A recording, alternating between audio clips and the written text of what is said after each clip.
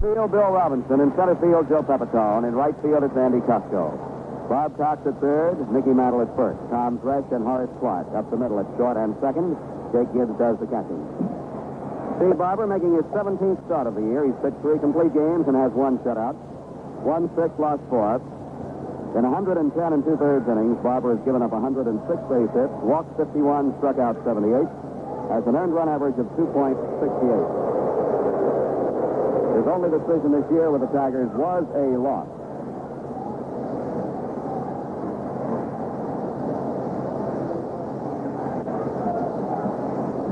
In that ball game in Detroit, Barber was victimized by some loose fielding behind him, and most of the runs he gave up were unearned runs.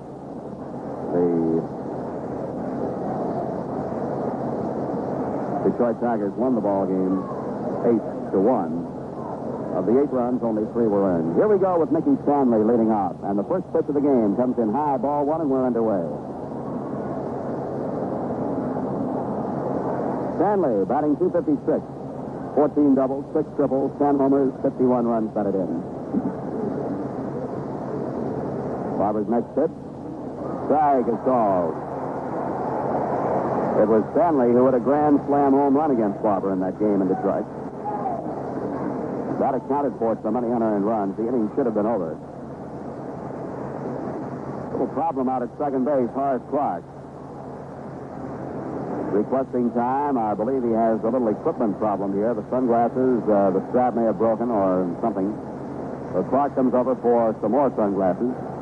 I had not seen an umpire call time. The batter, Stanley, had stepped out. Plate umpire Springstead looked around at him, and Stanley pointed toward Clark, who was walking off the field. I'm sure Horace had requested time, though, from first base umpire John Flaherty.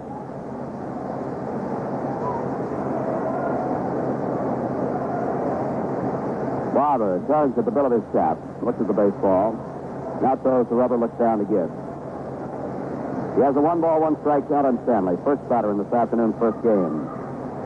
The windup, and here's the pitch. Inside, makes it 2-1.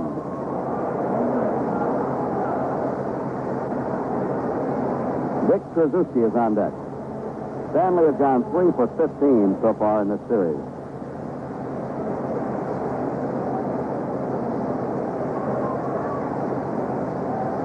There's a line drive back past Barber and on into center field for a base hit. Stanley, a big swing around first, stops. Barber stuck his left hand out in the direction of that line drive, and he can be thankful the ball did not hit it. It was well hit when it passed the mound. So the leadoff man is on, and Suzuki, the shortstop, steps in. Suzuki batting .162. Right-hand hitter. Takes the pitch at the knees for a called strike.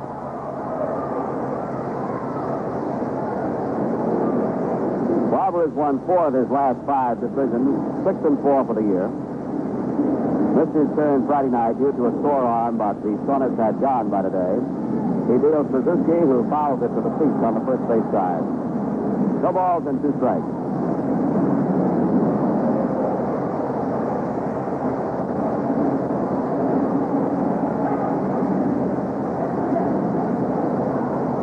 Doubleheader this afternoon, doubleheader tomorrow night, doubleheader Tuesday afternoon. That time of year, isn't it?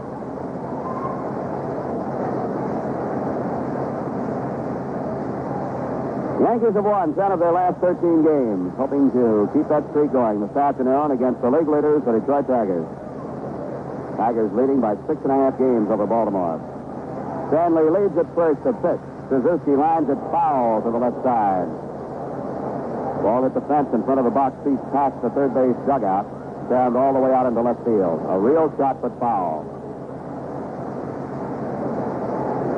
In case you did not hear last night's scores, the Orioles beat Boston by a score of 6-3 and gained a full game on Detroit.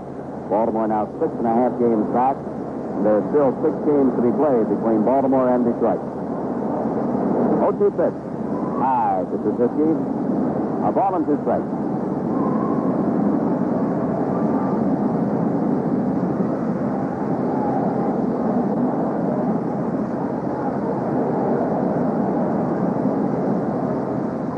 1-2 pitch coming. Just outside. He checked his swing, and it's ball 2. This is the only doubleheader in the American League this afternoon.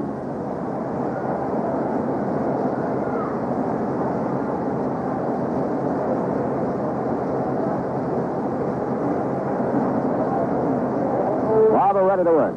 And the 2-2 pitch to Rizzuto almost hit him, low and inside. Full count, 3-2. We'll see whether they have Stanley running or not.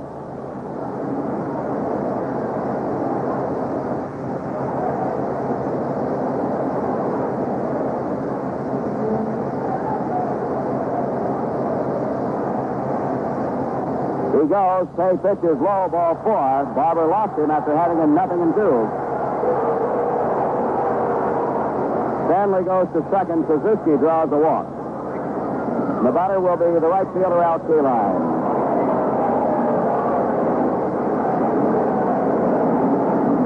Coleman is hitting .270. He has 8 home runs, 44 runs batted in.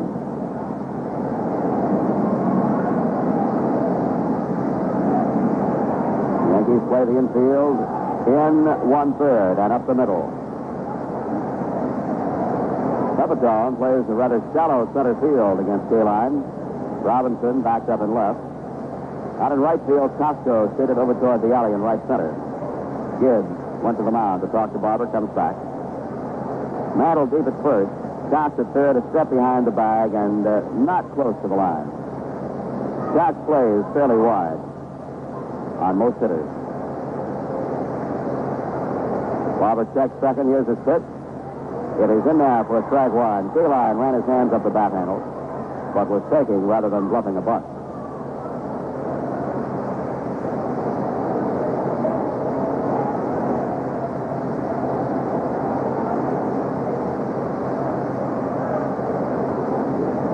Stretched by Barber, and here's the pitch to Coleman, high and outside, and Gibbs had to move for it.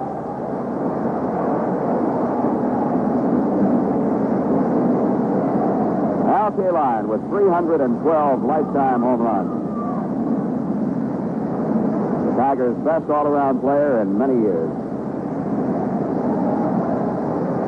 Probably the best outfielder in the American League in the last 10 years or so.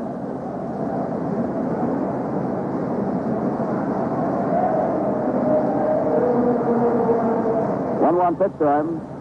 Luke out into left field. It's going to be in for a base hit. 1 run will score. Robinson chases the ball down. In to score is Stanley. Rizzuto goes to third, and Coleman holds at first base with a single. The Tigers lead 1-0.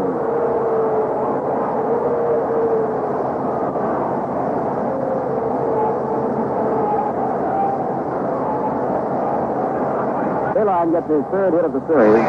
His 45th run batted in, and now Willie Horton. Always a dangerous hitter.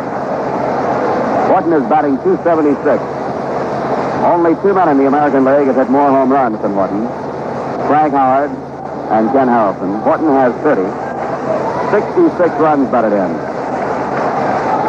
Strong right-hand batter. Swings and misses, strike one. There's still nobody out here in the first inning.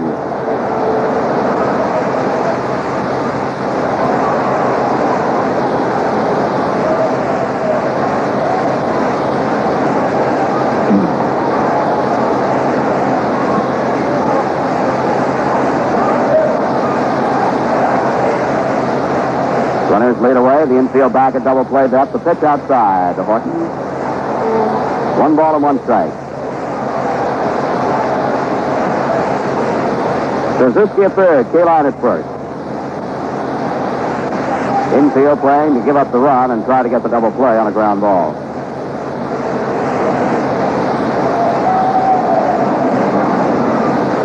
Up high. Ball 2. 2-1.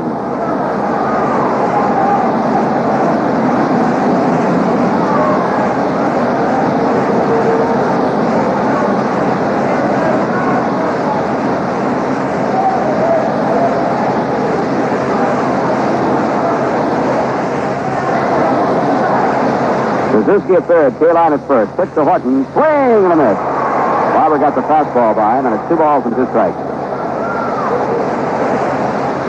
Horton homered for the only run yesterday afternoon for Detroit. hit a ball deep into the Tiger bullpen, out past the left field fence. Ball had been hit more towards center, would have been in the left field bleachers, which we talk about so often, so few balls having been hit out there. I believe only one this year, one by Costco. Maybe another one. Costco's the only one I recall. 2-2 pitch.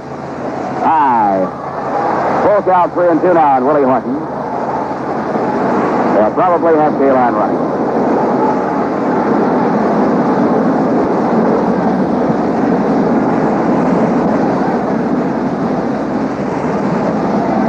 Top of the first, Tigers with a run across. Runners at the corners.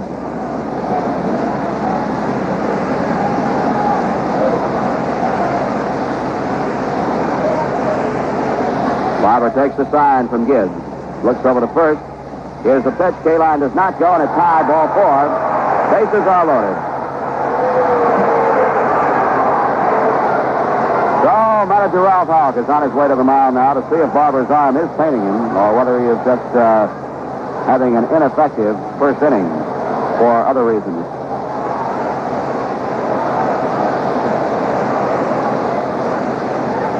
Houck walking with Barber back to the mound. Gibbs standing down on the grass, and Barber stays in.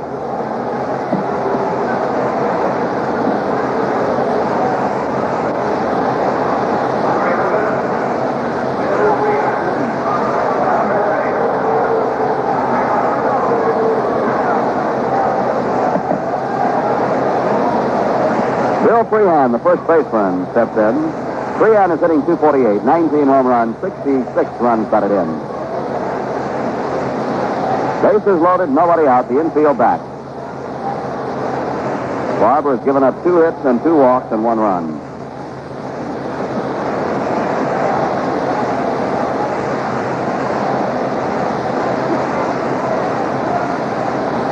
He starts to move, full motion, here's the pitch. Freehan hits a ground ball to third. Cox has it, steps on third, and the throw to the plate hits Trzeski in the back. Bounces over toward the street. Trzeski scores. Kaline scores. And on to third base on the whole play went Willie Horton. They had the double play, but Cox hit Trzeski with the throw to the plate. Gibbs talking to the plate umpire, possibly about interference on the runner coming home. Oh, they had the double play and should have had 2 outs there, but the throw home hits the runner.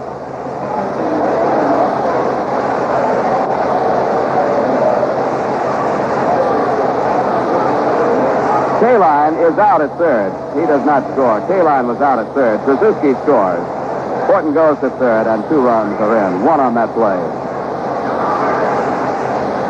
Freehan, a fielder's choice and a run batted in. Scoreboard shows 3 runs. Only 2 came in, though, because Kaline was out at third base. Here's the pitch now to John Wirth. Strike called over at the knees. Cox fielded the ball near the bag, stepped on third, which did force Kaline. Then he threw home, trying to get Trzeski, and his throw home hit Trzeski. Barber deals. There's a foul back on the netting. No balls and 2 strikes on Don Wirth. The infield stays back. Willie Horton is at third base, and Freehan on all the action, running straight down the line at first. Made it no farther.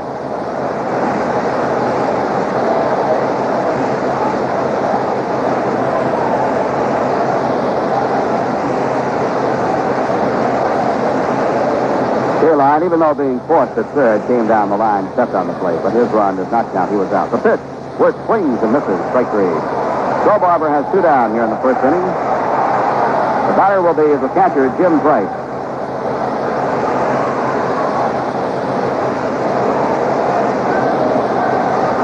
Price, the right-hand batter, hitting .176. He's had 2 home runs, 11 runs batted in. At times during the season, manager Mayo Smith has put Freehan at first base, kept Kaline in the outfield, and used Price as the catcher to stack the right-hand hitters in his lineup. Kaline, though, has become more and more the backup first baseman, so to speak, for Norm Cash, or the right-hand hitting first baseman. Pitch to Price. Line drive, 1 hop by Bobby Cox at third. He throws over to Mantle, and the side is retired. Tigers come up, though, with 2 runs on 2 hits. There were no errors. Check that. There was 1 error. The throwing error by Cox at third. And 2 men are left on base. At the end of 1/2 inning of play, the score, the Tigers 2 and the Yankees coming to bat.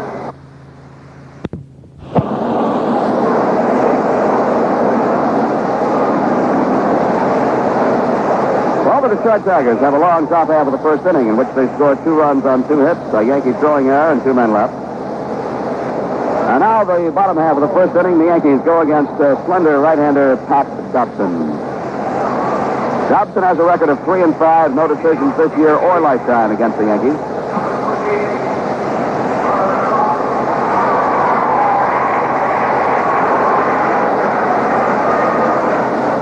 Dobson, in one game against the Yankees this year, pitched 5 2/3 innings of relief and retired 16 men in a row.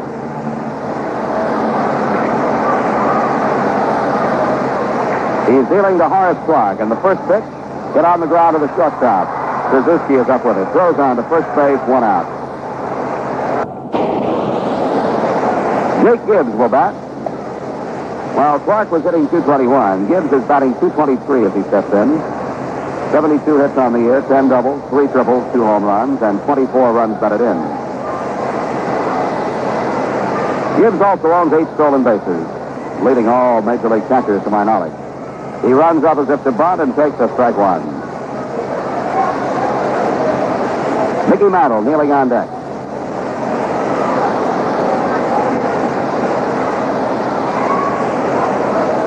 The 0-1 pitch to Gibbs. Bouncer right back to the pitcher, Dobson. He flags it down. Shot puts it over to first base. That's all for Gibbs. 2 out. And now the Knicks.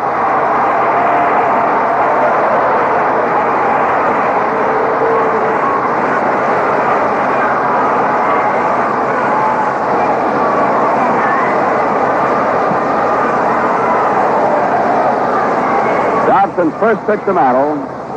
Inside, ball 1. Mickey batting left-handed.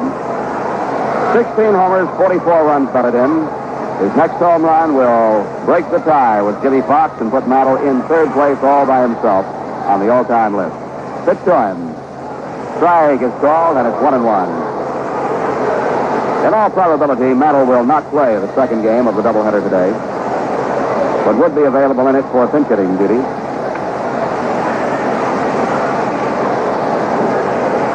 Mickey's last home run came as a pinch hitter. 1-1 pitch to him. Popped up high in the air on the left side in foul territory. The third baseman Wirt waiting for it. Near the line, makes the catch just in foul ground. So for the Yankees, a 3 up, 3 down, nothing across innings. At the end of 1, the score is Detroit 2 and New York nothing.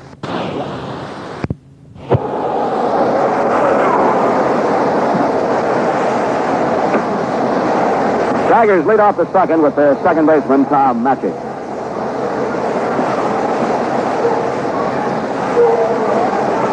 Machick.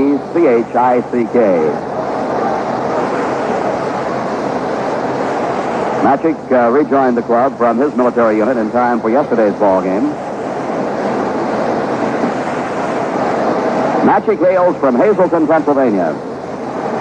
Before he steps in, Barber has yet to complete his warm-up throws. New York Yankee baseball, let's pause for station identification. Hi, this is Jerry Ducey. Join me for my telephone talk show, weeknights here at 810 on your dial, WGY Schenectady.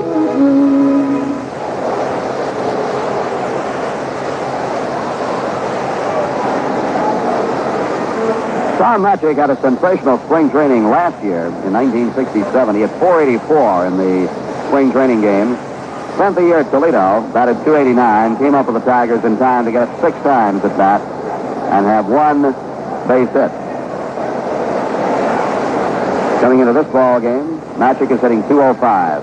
He's a left-hand batter. Barber's first pitch to him. Fouled away to the seats on the left side. Just missed the facing of the upper deck. Oh, it bounced down off the dugout roof and back on the field. Now, those fouls that bounce back, you feel like, well, somebody's been cheated just a little bit, don't you?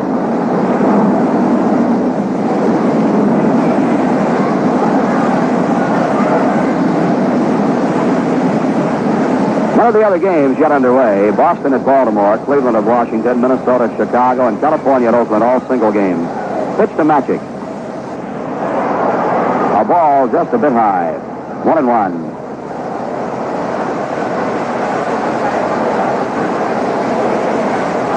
Barber winds and throws. There's a ground ball toward Clark. Horace has it going to his right. Throws over to Mantle in time. 1 out. They'll bring up the pitcher, Pat Dobson. Dobson is hitting 174. Detroit leading by a score of 2-0.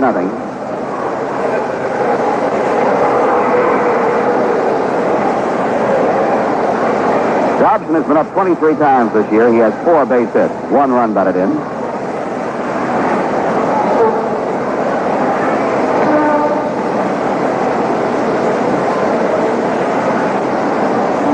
Barber pitches. Dobson takes the ball outside. Right-hand batter. He bats just as he throws. This is Dobson's 9th start. He looks at a strike over at the knees. He has relieved 29 times.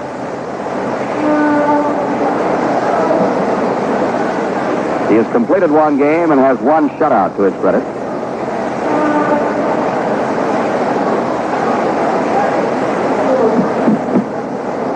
This is the first time Dobson had ever started against the Yankees.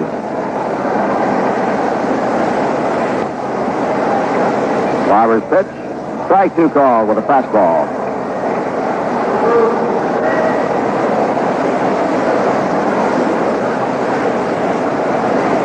One-two delivery. Get up in the air out into right field. Backing off for it. Andy Costco near the warning track. He makes the catch. Costco had to backpedal in a hurry to catch up with that one.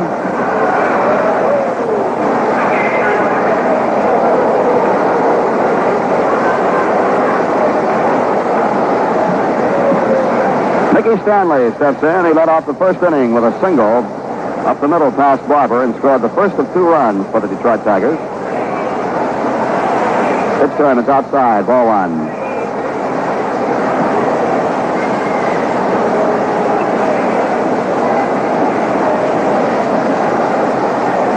Wind up in the pitch. Strike on the outside corner. Makes it 1 ball, 1 strike. The Tigers playing this series against the Yankees without their regular second baseman, Dick McAuliffe, who was suspended for his part in the fracas on Thursday. Outside pitch makes it 2 balls and 1 strike. McAuliffe and Tommy John, the pitcher for the Chicago White Sox, got into a bit of a brawl. Both were thrown out of the ball game. And McAuliffe wound up with a 5-day suspension and a rather heavy fine.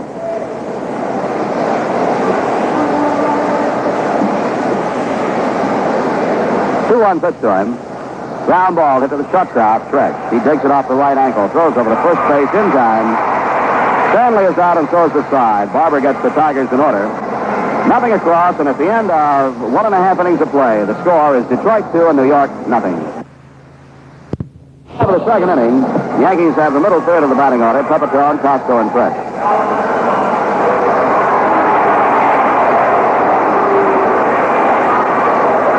Pepitone is hitting .244, 13 home runs, 46 runs batted in. In all fairness to Joe, you'd have to say he's had a pretty good year, considering the fact that he's missed well over 40 games because of injuries. The first pitch to him. Outside, ball 1. Pepitone, one of the more controversial ball players, one of the more colorful players in the league. The pitch. Swing and a miss. He swung in a pitch right in on his fist. 1 ball and 1 strike. Pepitone steps out. He wants the rosin bag. Gets it from Andy Costco, who is on deck.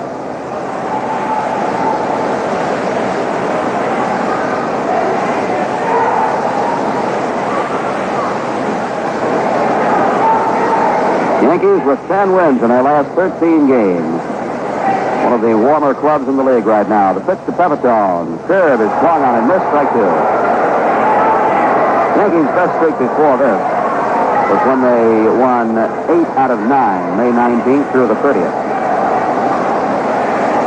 Came into this game 2 games under 500, the first time since Memorial Day, May 30th, that they were that close. The pitch coming. Foul back, and the count holds at 1-2.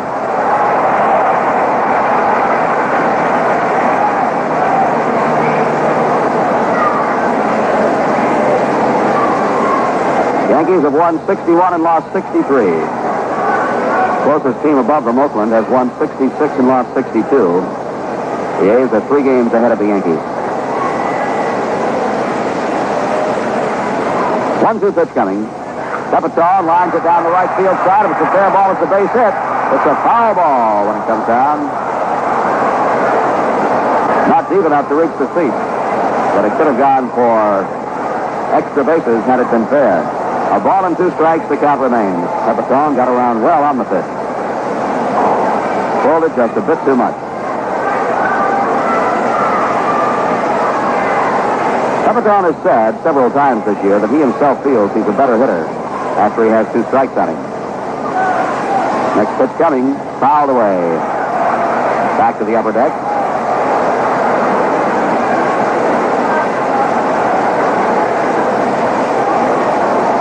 None of the other games yet underway.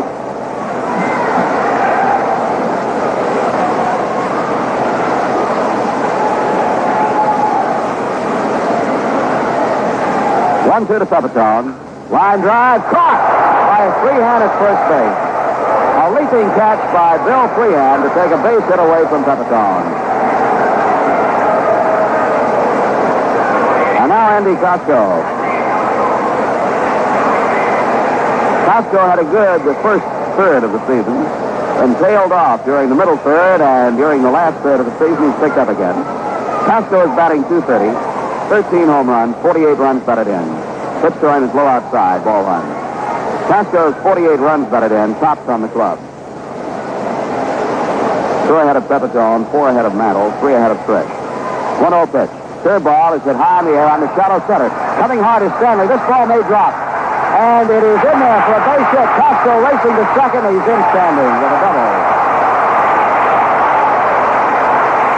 Mickey Stanley did not get a good jump on the ball. He got to it, got his glove on the ball, but it ticked off his glove.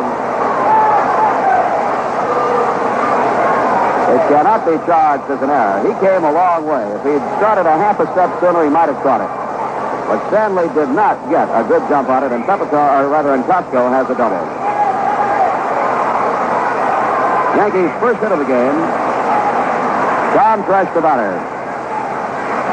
Tresh hitting .197. Nonetheless, has driven in 45 runs, has 11 homers. The pitch to him. Serve for a strike 1.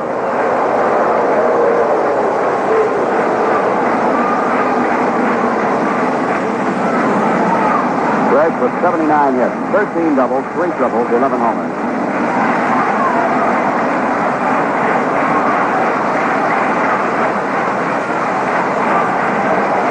Oh, 1 pitch. Down low with another breaking ball. It's 1 ball and 1 strike.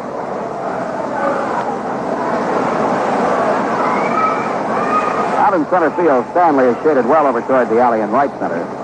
Kaline plays straight away in deep right field, and Horton moves over to his left, over toward center. Infield shaded to the right side or the first base side against Stretch. The pitch, he pops it up on the right side, backing off. The second baseman, Magic, he's under it, makes the catch back in the grass. 2 down. And now Bill Robinson. Robinson playing left field today in place of Roy White. Roy is attending an Army Reserve meeting and will miss both games of today's doubleheader. White will be back for the doubleheader tomorrow night against the California Angels.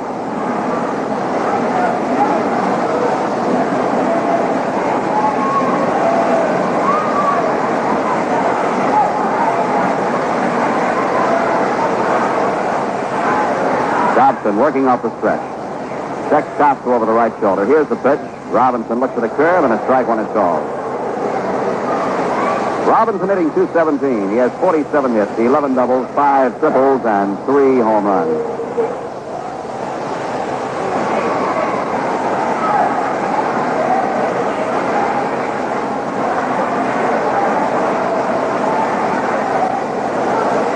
Next pitch is a ball down low, 1-1. Robinson and Roy White each have 5 triples to lead the club in that department.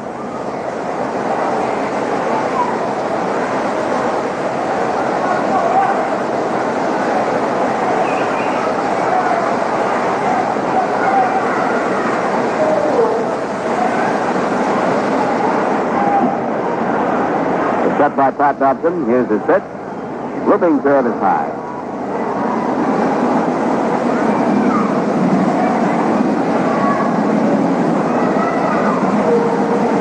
Detroit leading 2-0 here in the bottom half of the second. Costco at second base, 2 out.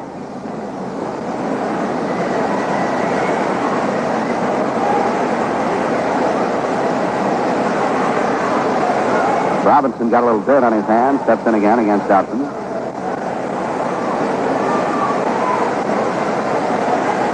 And the 2-1 pitch to him. Check swing, ball 2. Check that, make it ball 3. Dobson and Price, the catcher, both questioning the call with plate umpire Marty Springstead.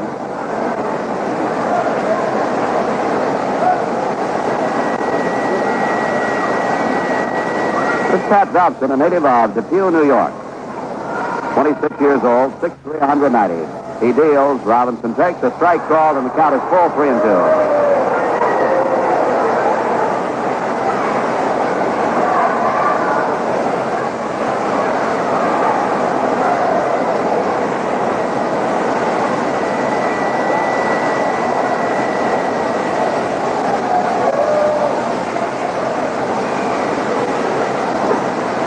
Dobson throws the rubber. Staring in at Price. The set and the pitch. Blowing outside. Ball 4 and Robinson walks. The first walk given up by Dobson. The Yankees have runners at first and second. And the batter is Bobby Cox.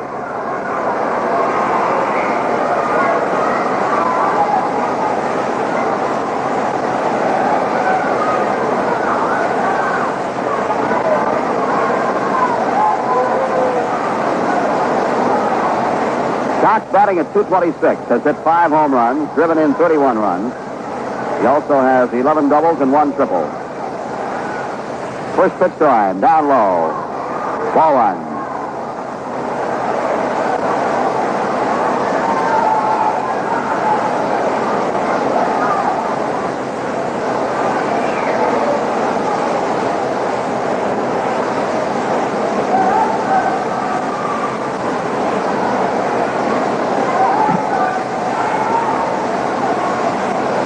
Costco at second, Robinson at first, 2 outs. 1 ball, no strike pitch to Bobby Cox. Dobson throws, curveball is fouled over toward the left side on the ground. 1 ball, 1 strike.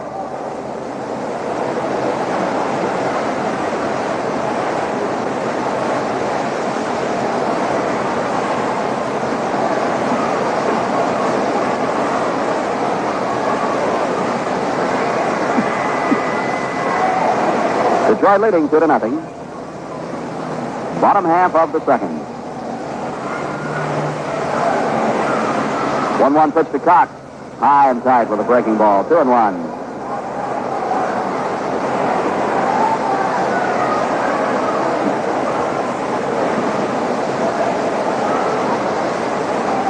Price, the catcher, is called time. Goes out to the mound. Jimmy Price is from Harrisburg, Pennsylvania, 25 years old.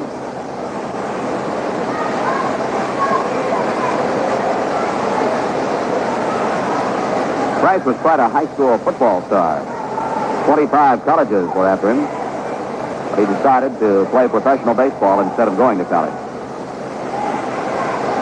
Gives the sign. 2-1 pitch will be coming down to Bob Cox. Here it is.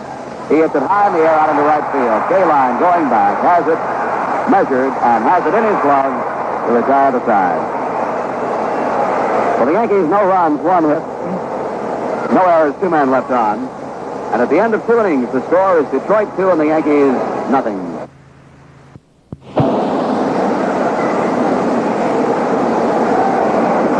We go to the 3rd inning. Dick Rizzuto will lead off for Detroit. Then Al Kaline and Willie Horton.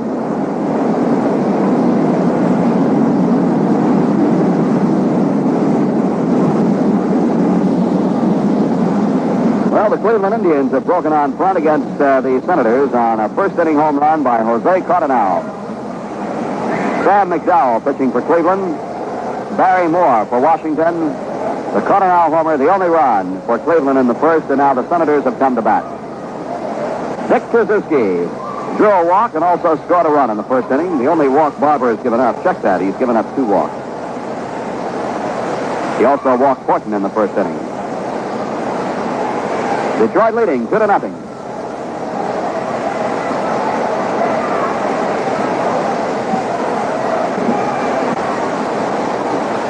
There's a strike over the outside corner. Trzeski, a right-hand batter.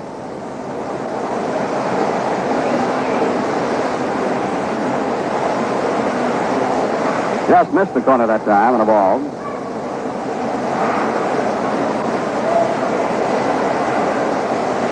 Manager Mayo Smith able to stack his lineup with right-hand hitters in this ball game. All but the second baseman, Tom Machick. 1-1 pitch. Fastball is low and inside, almost hit him. Got past Gibbs and all the way to the backstop.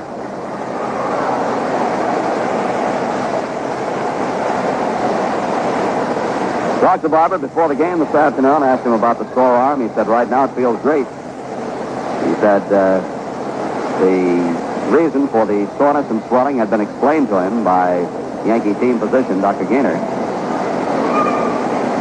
Said it was one of those things that would come suddenly, but could also leave just as suddenly. And before the game today, he felt fine. 2-1 pitch. Fastball missed outside, and the count is 3-1 to Dick Trzeski. Barber said he did not know, of course, how the arm would feel once he started throwing. 3-1 delivery. Line to left field, base hit. Bill Robinson over near the corner fields it. Trzeski holds on to first base with a single. Hit number 3 for the Detroit Tigers, and the batter will be Al Kaline.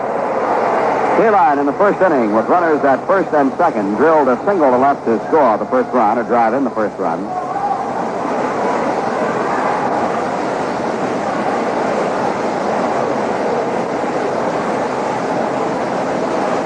Mantle holding against Rizzuto. Barber deals Kaline. There's a line drive into center field for a base hit. Fielded by Pepitone, and he throws into second base as Rizzuto races to third, and Kaline is 2 for 2.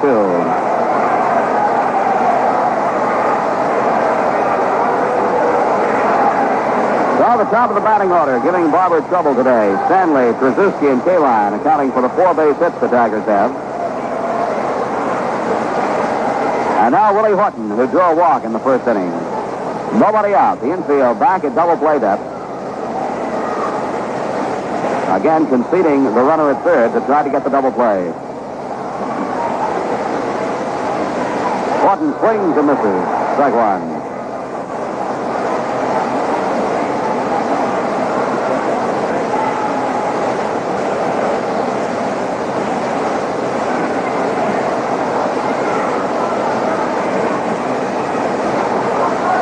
No balls and a strike to Willie Horton. Freon is on deck. The runners edge away. The set, the pitch. Inside. 1 ball, 1 strike.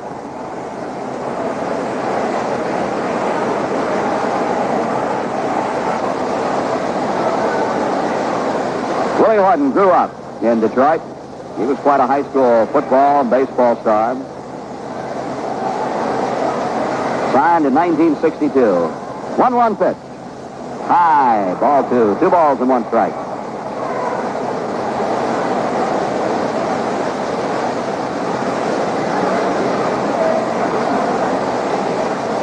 Willie Horton signed a professional contract when he was 18 years old. He was born in Virginia but was raised in Detroit. I believe I said he was born and raised there. He was born in Virginia, but the family moved to Detroit at a very young age for Willie. He bounces a foul off his left foot. Rolls slowly down the third base line, and the count is 2 balls, 2 strikes. The game continues at the beginning of side 2 after a short delay.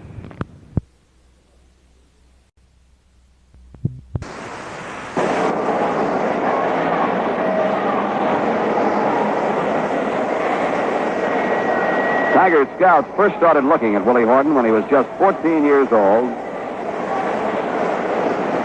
When he was 16 years old, in a game at Tiger Stadium, he hit a home run into the right field pavilion. And when the Detroit Tiger scouts saw that, they said they had to sign him, and they signed him 2 years later.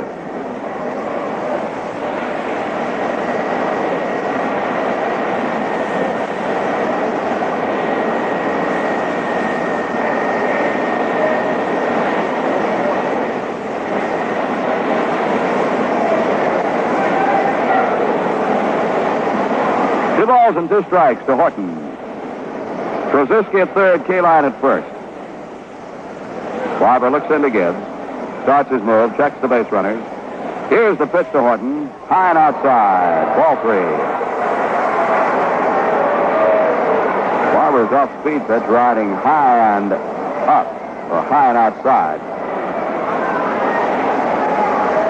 Usually to a right-hand batter, it will break down and away. So the string runs out on Horton. We'll see if Kaline is going. Last time we had this situation, Kaline did not run. That was in the first inning. Krzyzewski at third, Kaline at first. Mantle holding against Al. The set by Barber. Kaline does not go. Horton hits a ground ball. Base hit down the third baseline. Comes off in the left field. Gets by Bill Robinson. Krzyzewski scores. Kaline will score. Horton is in at second base with a double. And Detroit leads 4-0.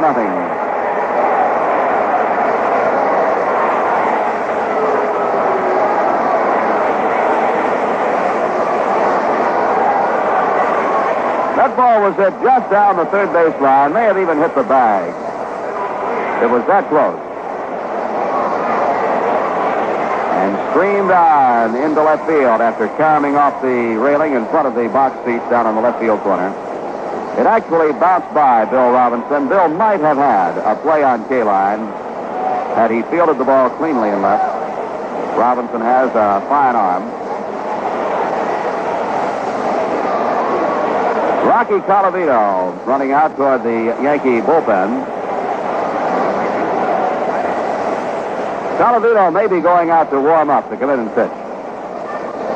That is very true because Houck has said that if ever he felt a game was out of reach, rather than waste a bullpen man, and now with the doubleheaders piling up, he might consider it wasteful to bring in a regular bullpen man. He said that he would use Colavito as a pitcher under those circumstances. Bill Freehan steps in. The Tigers leading 4-0 with Horton at second. Still nobody out. Barber's pitch to Freehan. Low for a ball 1.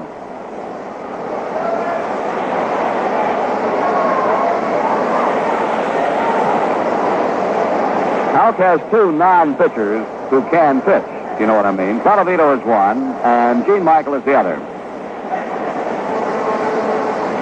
1-0 pitch. Freehan takes a ball outside. 2-0.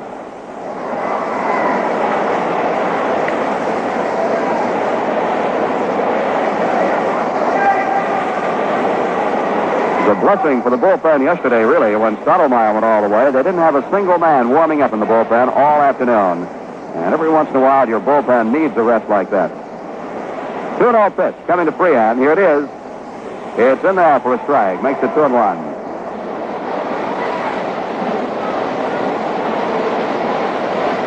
Detroit in front, 4-0.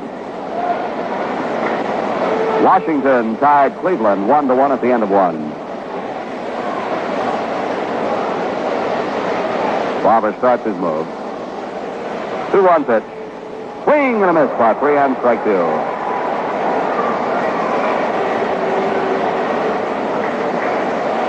Speaking of Colavito going out to the bullpen to warm up, on the road, he and Steve Barber are roommates. Now, do you suppose they talk about pitching or talk about hitting?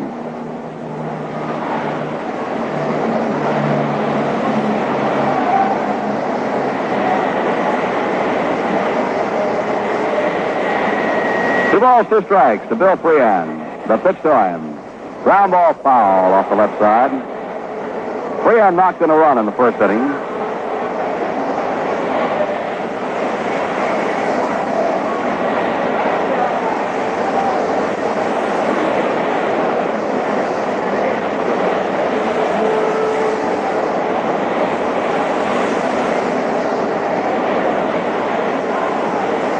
That on Freehan. I said he batted in a run. That's right. The run scored on the throwing error of Cox, the throw that hit Krzyzewski in the back. That's right. So there was no run batted in for Freehan in that inning. Pitch to him. Outside. Ball 3. Full count, 3-2. Tigers now leading 4-0.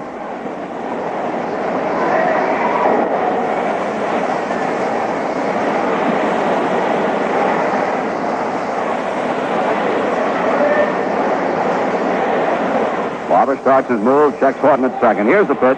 Hit on the ground to Cox. He knocks it down, checks Horton back, throws to first base. In time at first. Freon is out. So twice in as many at-bats, Freon has hit a hard ground shot at Cox. While he knocked this one down, came up with it in time to check Horton back to second and throw Freon out at first.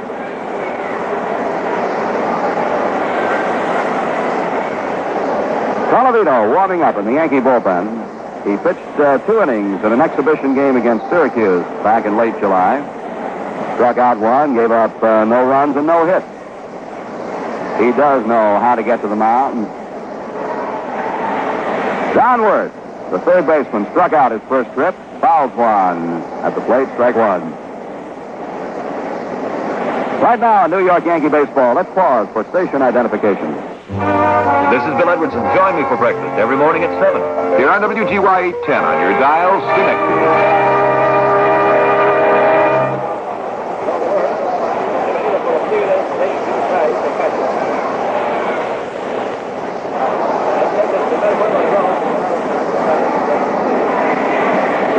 No balls and a strike to downward. There's 1 out. Horton is the runner at second base. He doubled.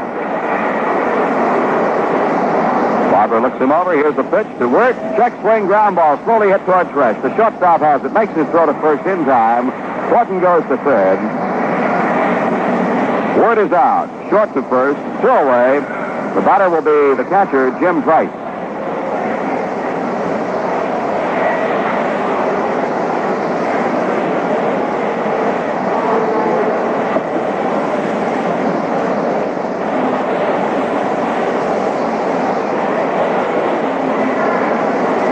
The right-hand batter grounded out to Cox at third, his first time up. Horton is the runner at third. Barber's pitch to Price. Over but low, ball 1.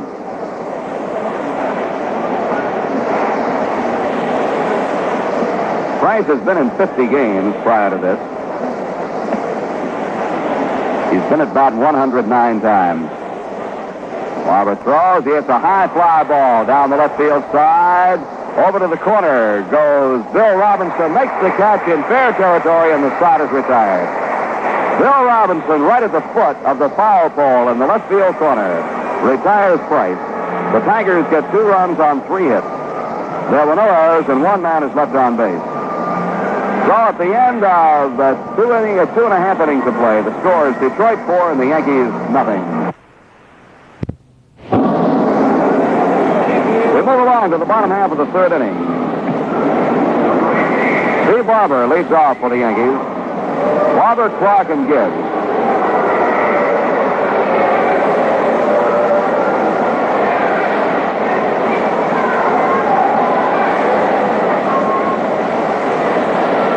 Pat Dobson on the mound for Detroit has a 4-run lead. And the first pitch to Barber. Strike, 1 is called. Barber has been up 34 times this year without a base hit. Next pitch, fastball, strike 2 called. No balls, 2 strikes.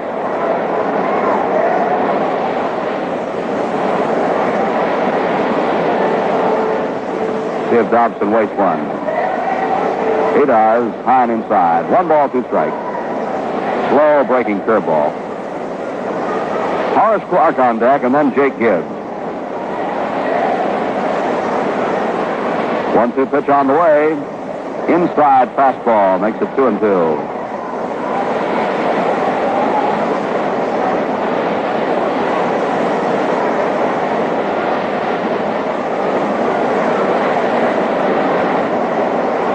And the 2-2 pitch coming. Barber fouls it off the shin guards of Jim Price, the catcher.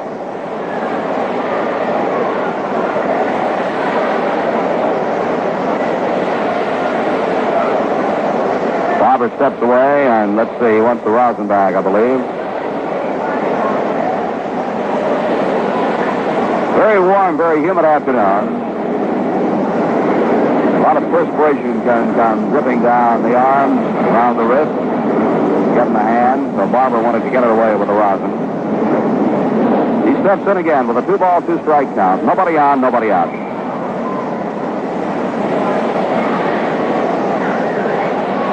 Dobson has the sign. Here's his pitch. Barber hits a ground ball to the right side. Base hit into right field. Past Magic, and Barber has his first hit of the year.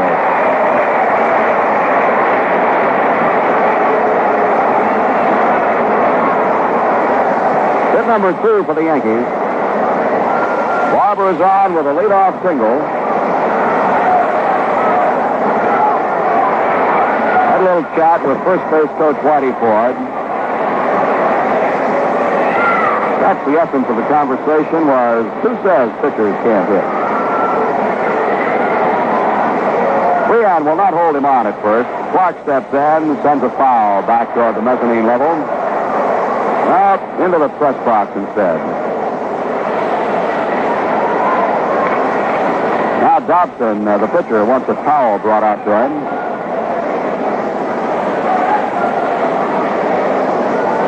Dobson mops his face, his hands, his wrists, and his arms.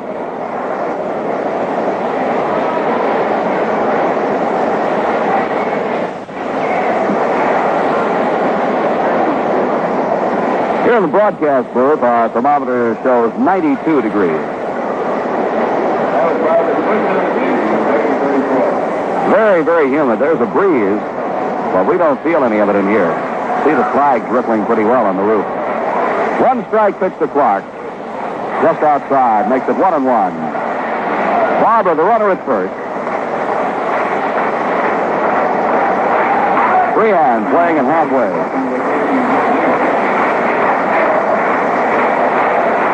1-1 deal. Outside and high. 2 balls and a strike. Crowd getting into the game now.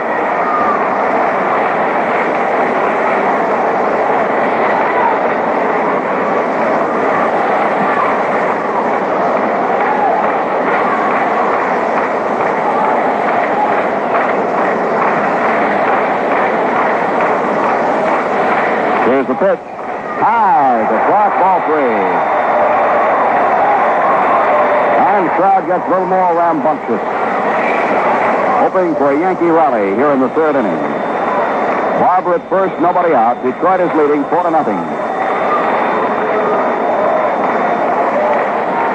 The pitch to Clark, strike called. It's full 3-2.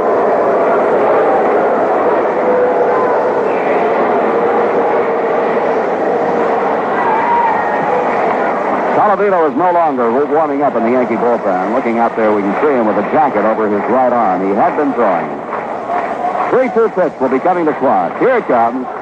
Ground ball to hit toward Magic, the second baseman. He tags Barber. Barber knocks him down. He makes no throw to first base. And let's see if they're going to call the runner out for interference. They will call it a double play. First base umpire Flaherty did not call it. Bob Stewart, the second base umpire, did. And now Crossetti racing across from the third base coaching box, arguing. So is House arguing. Magic tagged Barber. It appeared that Barber threw a shoulder into him, knocked him down. Magic made no throw then to first base on Clark. But Bob Stewart has ruled a double play, charging interference by Barber.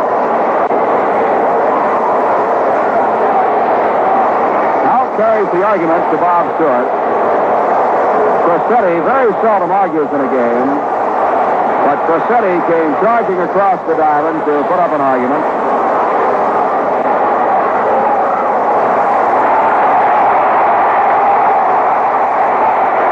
And getting a check out of House Histrionic.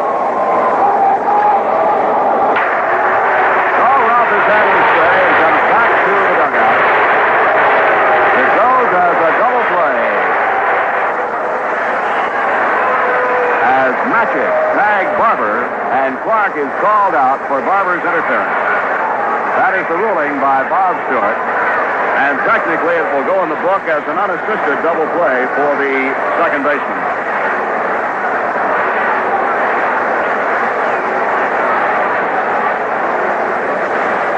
Jake Gibbs swings on the first pitch, bounces a fair ball down to first. Freehan scoops it up behind the bag, makes the play unassisted, and the side is retired.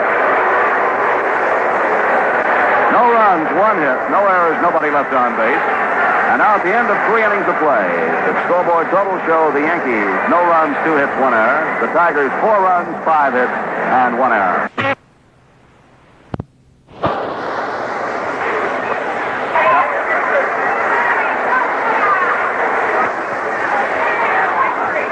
The Yankees in the loss column trail Oakland by 1, and they trail Cleveland and Boston by only 2 games in the loss column. Then come the Minnesota Twins in 6th place, California 7th, Chicago 8th, Chicago 9th, and Washington is 10th. Yankees 5th, the Yankees 6th, Minnesota 7th, California 8th, Chicago 9th, and Washington 10th. And now we go to the top half of the 4th inning. Leading off is Tom Magic. Barber's first pitch is over for a strike. To wind up the next pitch, low and away. Evens the count at 1-1. Magic with part of the Yankee Stadium infield on the back of his uniform.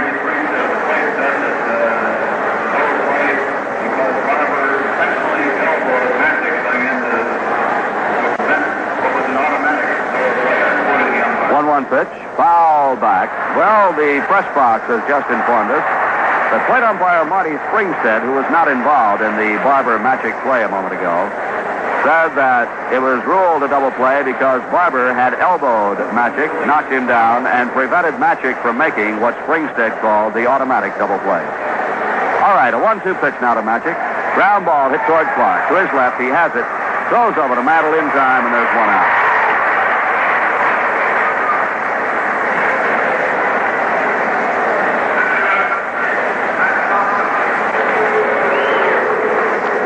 I didn't see Barber's elbow. It looked like he threw a little bit of a shoulder maybe into Magic.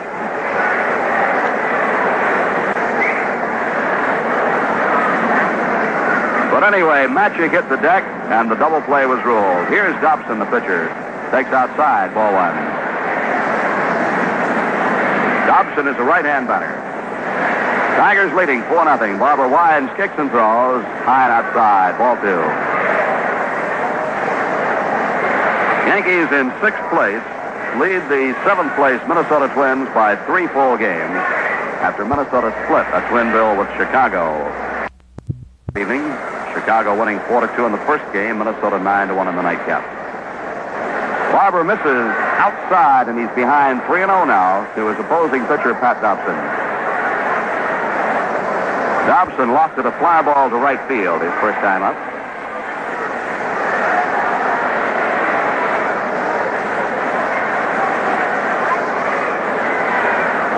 Barber takes the time, kicks and throws, strike called at 3-1.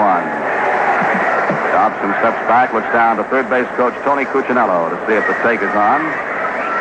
Wally Moses coaches at first base for Detroit. We'll know in a moment. Here's the 3-1 pitch. He takes ball 4. It's outside, and Dobson draws a walk. That is the 3rd walk given up by Barber. He has struck out 1. The batter now is Mickey Stanley.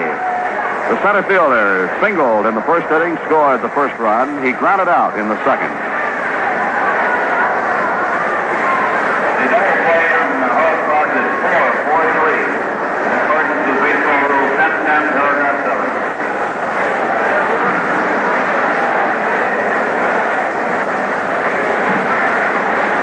Stanley takes a strike. The official score now says that the double play a moment ago in which Barber knocked down Magic at second will be scored 4-4-3. 1 strike pitch to Stanley. Swung on and missed, strike 2.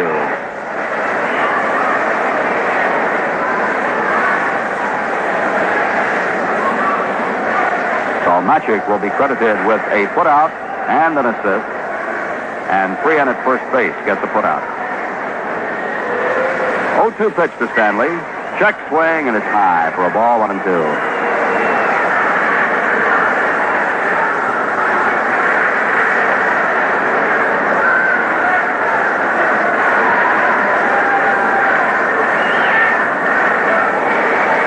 Barber checks first for Dobson. Here's his pitch. Foul back. Right off the end of the bat. Stanley tried to check his swing and could not.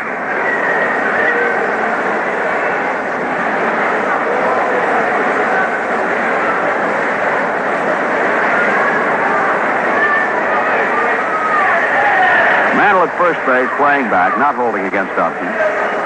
Barber looks and deals, and the pitch bounces off the plate. Gibbs has no idea where it is. Dobson races on down to second. Gibbs picks it up behind the dish, and it's a wild pitch charged to Barber.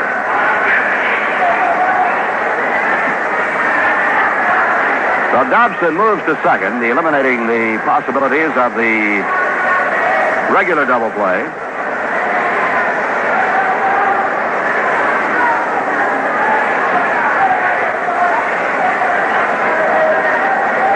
The count has gone 2-2 on Stanley. Barber in the move. And the pitch coming low for ball 3 and a full count.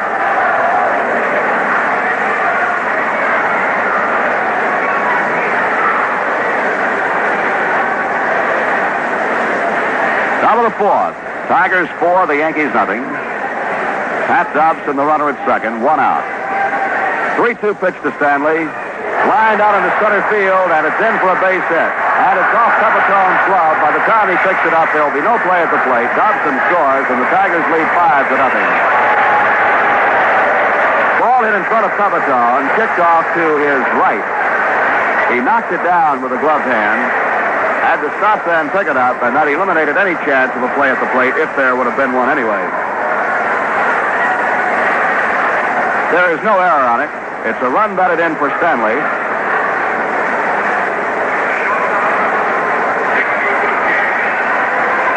It's now Detroit 5 and New York nothing, with Dick Rizzuto the batter.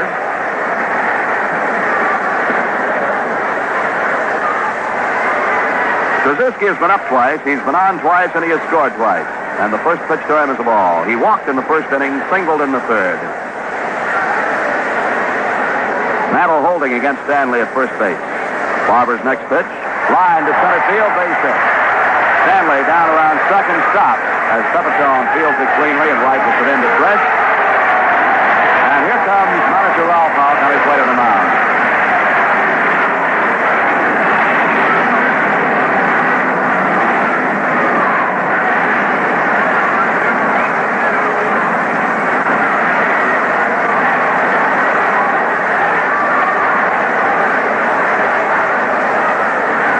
Houck is talking with Barber and Gibbs, and now makes the motion toward the bullpen, and let's see who he's going to bring in.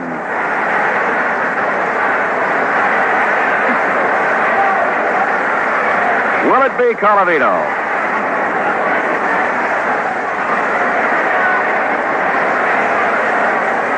Still waiting for somebody to come through the gate. It will be Colavito. Rocky Colavito.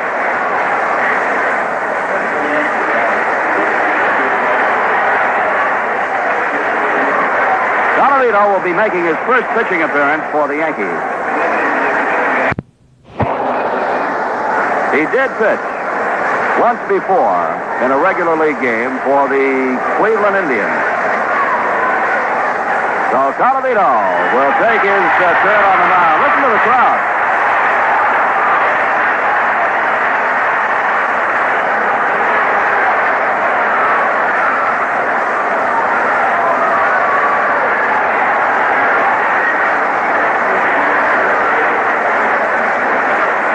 Barber has gone 3 1/3 innings. Gave up 7 hits, walked 3, struck out 1, and has been charged with 5 runs.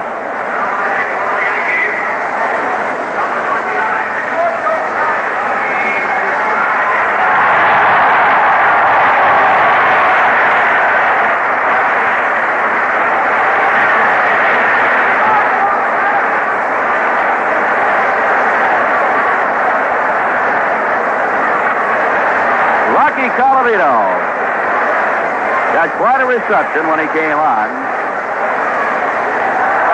He throws fastballs, that's about all. He pitched, as we told you, 2 innings against Syracuse in an exhibition game on July 25th. We talked to Ralph Houck about his impression of Colavito as a pitcher, and Houck said he surprised me in the fact that he could get the ball over the plate. He did not give up any runs or any hits. He struck out 1 batter. And as he takes his warm-up throws, he's fired in pretty good to Jake Gibbs. It looks like his fastball is sinking. And by strange coincidence, the first man he faces will be Al Kaline. So Rocky Colavito, who has, through his career, been known more for hitting home runs than trying to prevent home runs from being hit, comes on to pitch for the Yankees.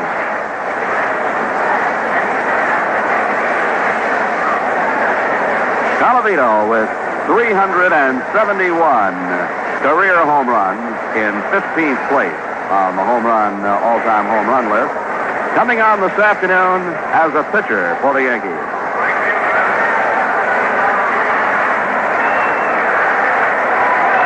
He'll work to Kaline. With runners at first and second, one out, one run across, and Detroit leading 5-0. Shortstop Tom Thresh has come into the mound to confer with Colavito. And this is going to be interesting to watch. Let's see what happens.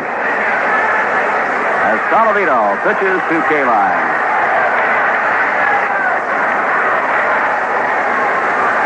He stretches, very short stretch, looks back to second, and the pitch. Strike is called. Listen to the fans.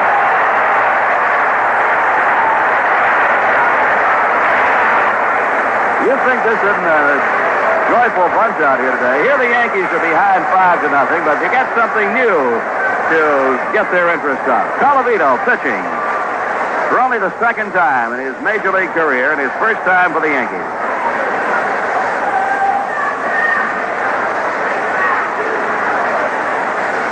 One strike pitch.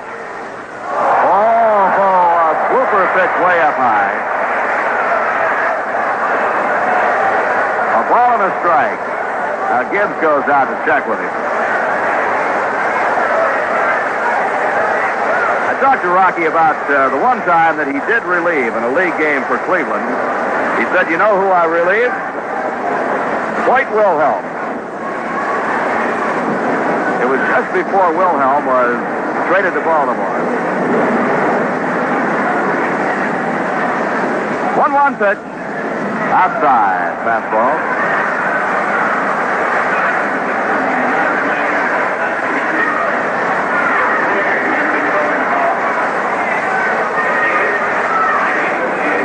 The game in which Colavito did his other relief pitching job was also against Detroit.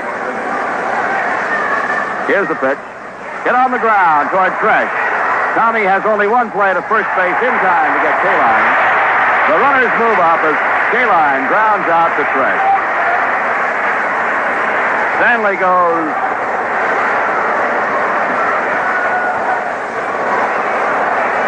down to third base. Rizzuto is on at second, and the batter will be Willie Horton.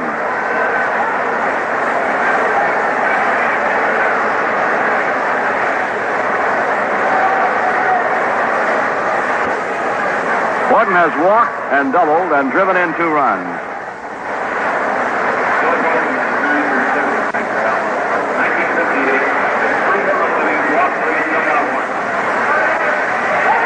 He's down low with a fastball to Horton. Ball 1.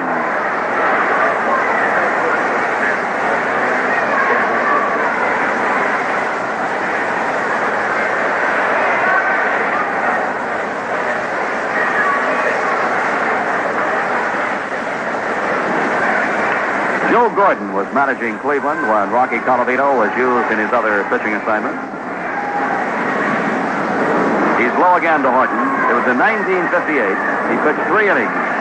Walked 3, struck out 1, gave up no runs and no hits.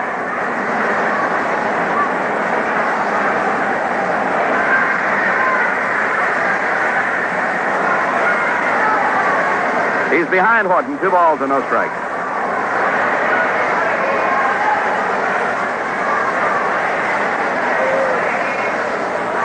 Steps back off the rubber.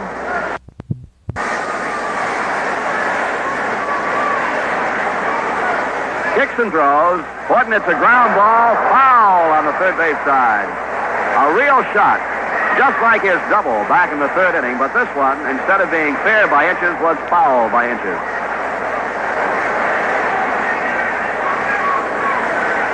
almost hit the base runner, Mickey Stanley. Base runner at third, as he comes down the line, if he knows what he's doing, he'll always be in foul territory. So if he's hit by a ground ball, he will not be out, and the batter will not be out. So the batter is never out when he hits a base runner with a ground ball. It's always the runner who is out. The batter is always credited with a base hit, but the runner at third does not want to be hit in fair territory and be eliminated. 2-1 pitch to Horton is outside. Ball 3, 3-1.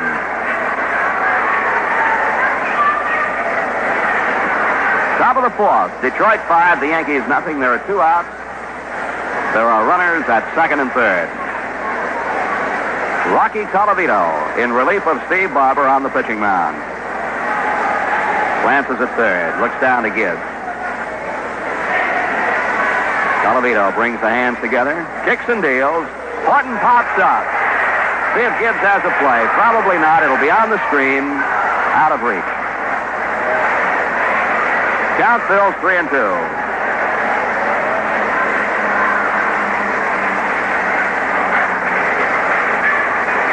It used to be in the major leagues that you had to designate your pitchers. In other words, if you had, say, a Steve Barber on the mound and a Colavito in right field, you wanted Colavito to pitch to one batter. You couldn't put Barber out in right and bring Colavito in to pitch and then change back again unless you had listed Colavito as a pitcher. But to get around that ruling, all clubs just listed all 25 of their men, designated them all as pitchers. So the rule was thereby abolished. It was just outmoded. So now anybody on your ball club can be used as a pitcher if the manager so desires. 3-2 coming to Willie Horton. He hits it out in the air into left field. Bill Robinson posts in under it. Makes the catch and the side is retired. Listen to the crowd. Colavito gets a standing ovation. It's unbelievable. Down on the first baseline, they're up on their feet. Tigers get a run on 2 hits. No errors and 2 left at the end of the top of the fourth. The score, Tigers 5, Yankees nothing.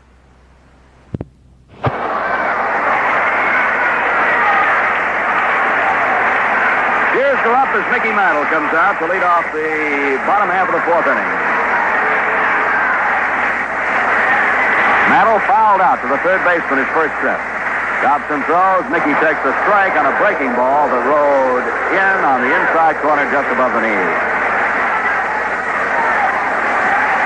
And the 0-1 pitch. High this time. Dobson working quickly with a 5-0 lead.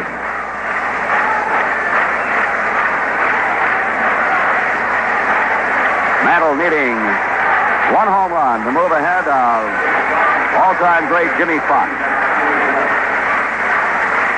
1-1 pitch. Hit on the ground, foul off the first base side.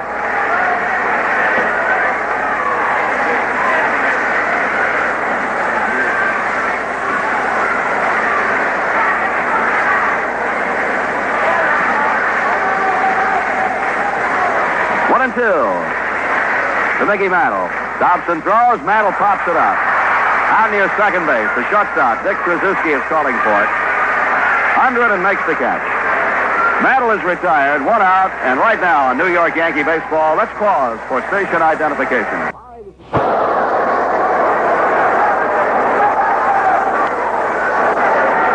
out, Pepitone the batter. Joe lined out to the first baseman, Freehan, his first time up. Freehan made a leaping catch of the line drive. He swings on this one, loops one out into shallow center. Stanley after it, cannot get it. He trapped the ball, and Pepitone has a base hit.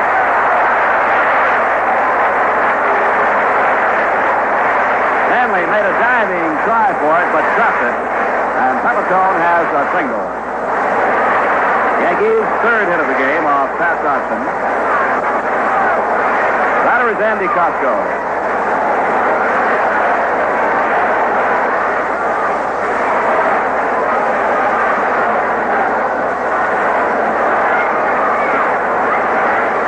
Costco doubled his first time up. First pitch to him, curveball is popped up on the first base side, foul. Freehan after it and makes the catch. Freehan, the first baseman, retires Costco. 2 outs, and the batter is Tommy Tresh. 12 half of the fourth. Tigers leading 5-0.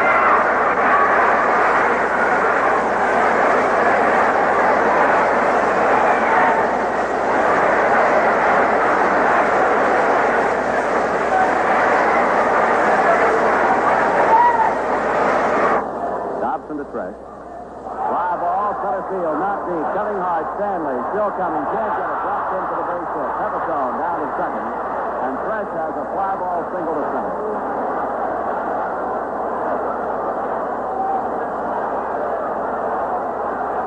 Hit number 4 for the Yankees, and the batter will be Bill Robinson.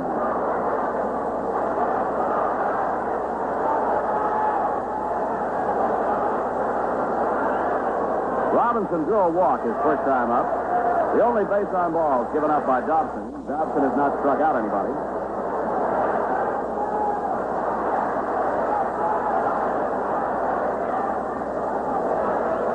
Tigers leading 5-0. Dobson requests time, and he asks his catcher, Jim Price, to come out.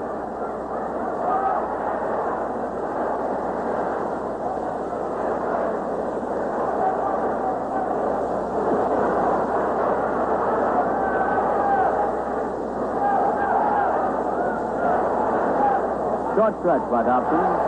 And the pitch to Bill Robinson. Low and outside. Ball one.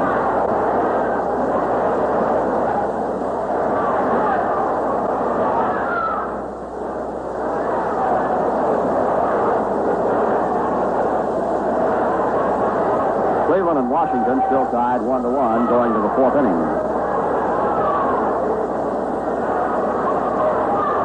1-0 pitch to Robinson. Curveball is fouled back. Mets scored a run in the first, lead Cincinnati 1-0. Phillies and the Braves scoreless at the end of one. Pirates and the Cardinals 0-0 at the end of one. Chicago at Houston, San Francisco at Los Angeles, not yet underway. Cleveland-Washington game, the only other one in the American League that is underway.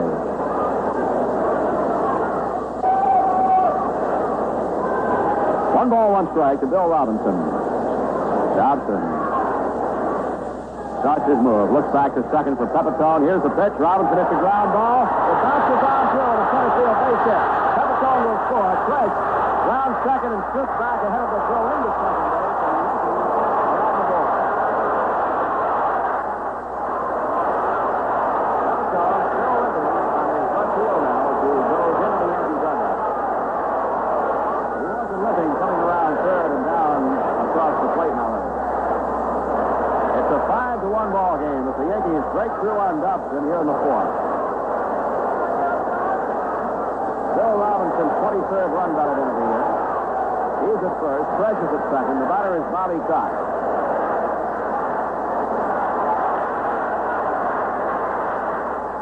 Low outside pitch. Ball one.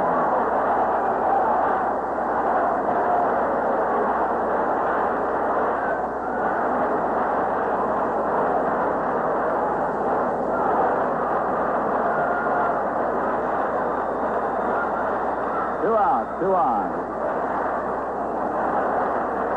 Dobson looks back and deals.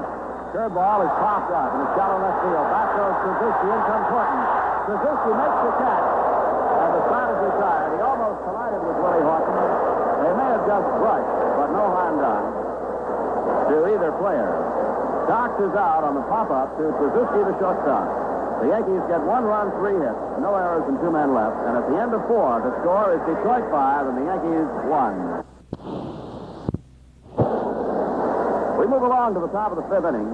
First baseman Bill Freehan will lead off for Detroit, to be followed by Don Word and Jim Price. Rocky Colavito on the mound for the Yankees. It's going to be interesting to see how long Colavito stays in, see just what he does while he's in there.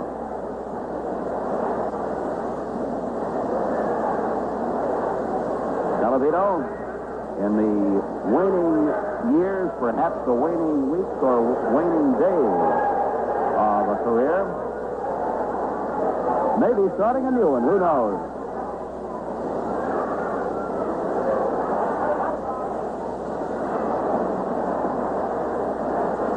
Colavito played his first game of professional baseball in 1951 at Daytona Beach in the Florida State League. The game continues at the beginning of side 3.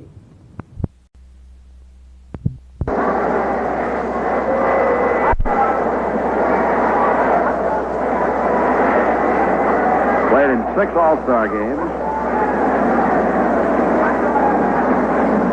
And now pitching this afternoon against the Detroit Tigers. Ready to work to right-hand hitting Bill Freehan. Fastball is fouled on the ground down the third base line.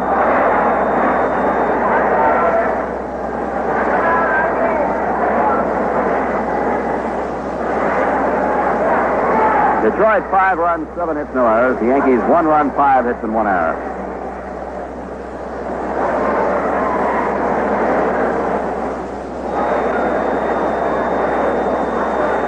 One strike pitch.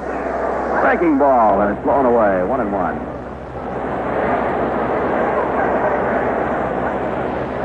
Calavito takes a regular turn pitching batting practice when he's not playing. He fires to Freehan and gets a strike, and there it's 1 ball and 2 strikes. Tell you one thing, Calavito's got the crowd with him.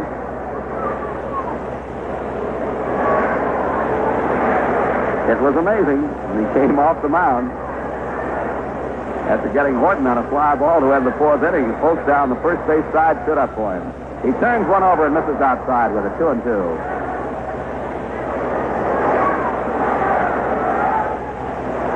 Steps back off the rubber, rubs up the baseball, steps on again. He does. He's got the pitcher's moves. 2-2 pitch. Freehan leans away from it. Ball 3 inside. Full count, 3-2.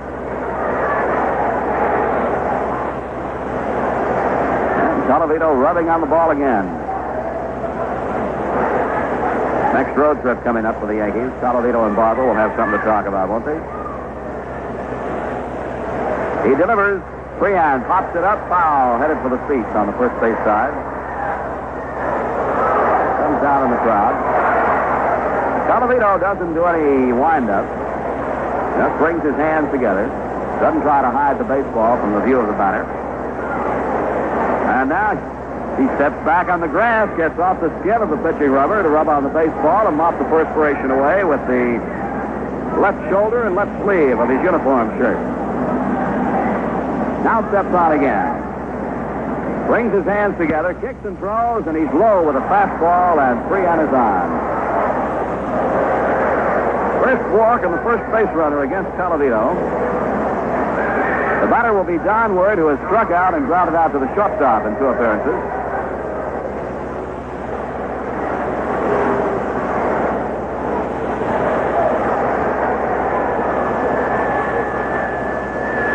Fields Word, outside.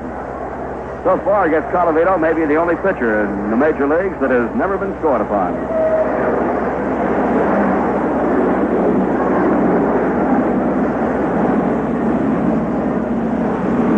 Yes, we're smiling.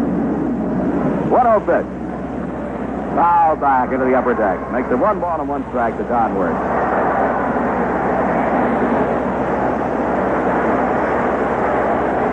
Rocco Domenico Calavito, born August 10th, 1933, right here in the Bronx.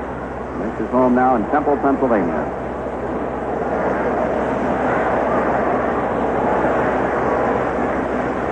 One pitch to Word.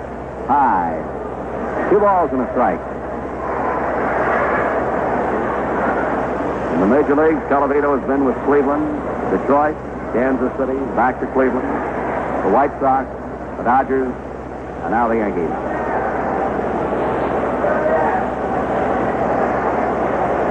Two-one pitch to Don Word. Ball outside, and the count is 3-1.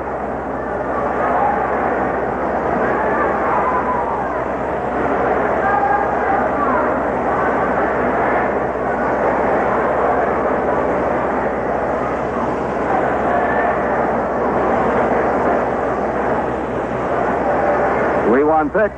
Word swings and misses. Strike 2. Keith Mars, good buddy from Sports Illustrated, standing over here next to the booth, says that Calavito and Word are now neighbors over in Pennsylvania. At least Temple, PA, is sort of a suburb of Reading, and that's where Word lives, at Reading.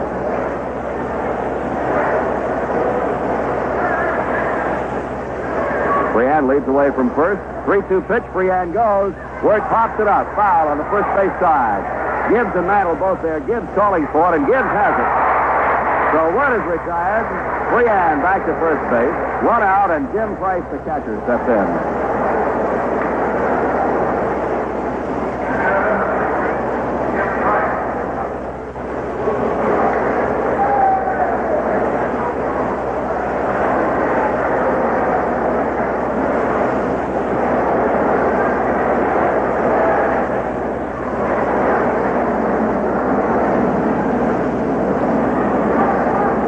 With the retirement of Don Word, has now pitched 4 hitless innings in his big league career, 1 in this game.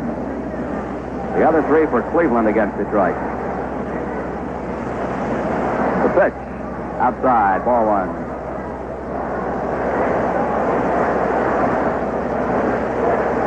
Now, I'll bet when the writers talk to Colavito after this game, he'll say, well, you know, he said, I think my control was pretty good considering I'd had 10 years rest. 1-0 pitch. High. 2 balls and no strikes.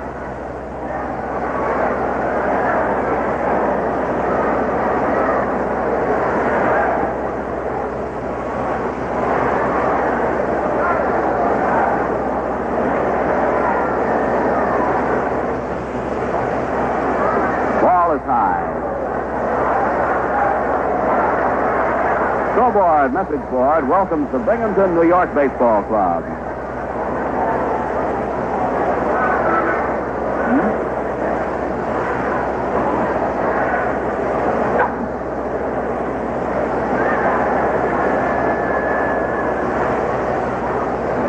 And no strikes to Jim Price.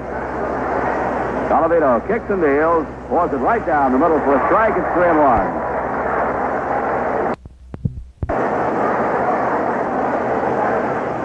Wherever Colavito has played, he's been very popular with the fans. Delivers 3-1, and it's outside, ball 4. Price walks. That moves Freehan down to second, and Colavito gives up his second base on balls. The batter will be Tom Magic, the second baseman. You know, our baseball Western Union wire service that sends information around the country on half-inning scores, pitching changes, home runs. You imagine the surprise now. All the radio stations and ballparks around the country when they see the pitching change for the Yankees and see Colavito. Now, first thing those guys will want to know, is he really pitching or did he hit a home run? Magic swings and pops one high in the air down the first baseline. Mantle in fair territory is under it and makes the catch. There are 2 away.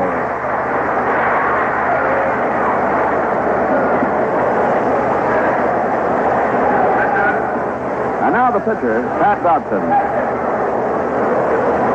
Dobson drew a walk from Barber in the 4th inning and scored run number 5 for Detroit.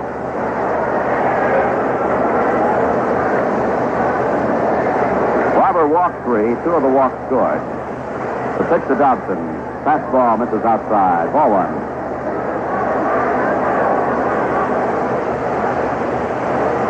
Colavito again, mopping the perspiration away with the uniform shirt sleeve.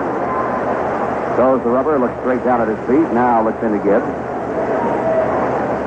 Short stretch. Holds the step below the belt. Kicks and draws. Swing and a miss by Dobson. Ball on a strike.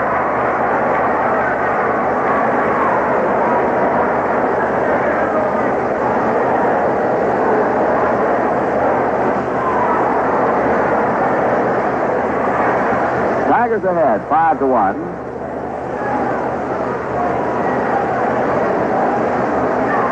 There's a foul headed back into the upper deck. Count is 1 ball and 2 strikes on Dobson.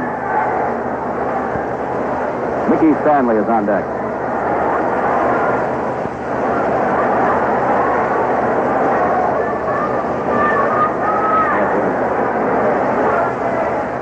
One-two pitch. In the dirt, blocked by Gibbs. 2 balls, 2 strikes.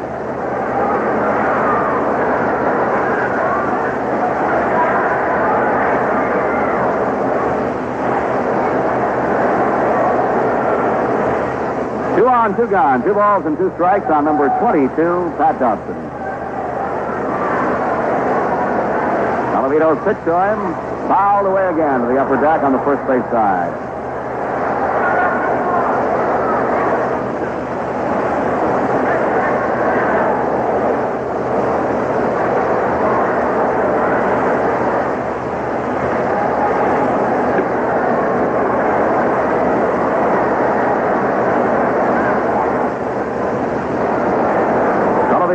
Few in baseball history ever to hit 4 home runs in one major league game.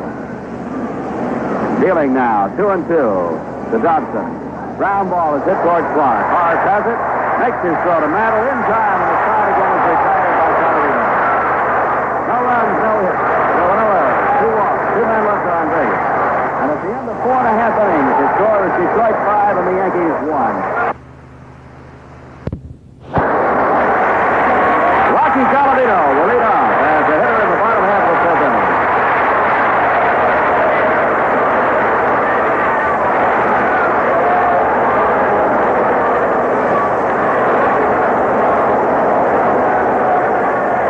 Colavito is batting .236.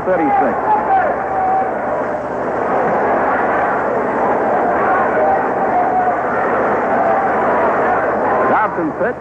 Curveball is lined foul to the street down the left field side. Colavito's been up 55 times.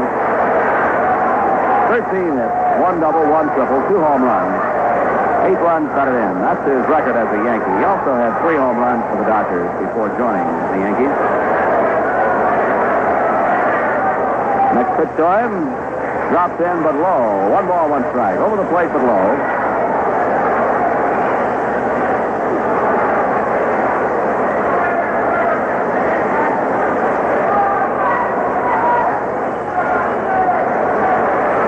Dobson winds and throws low again. 2 balls and a strike.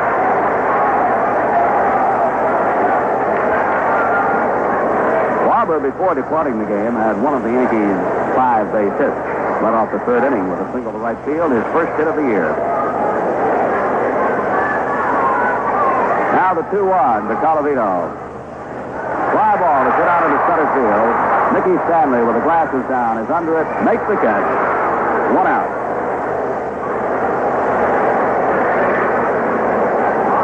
The second baseman, Horace Clark, 0 for 2 so far.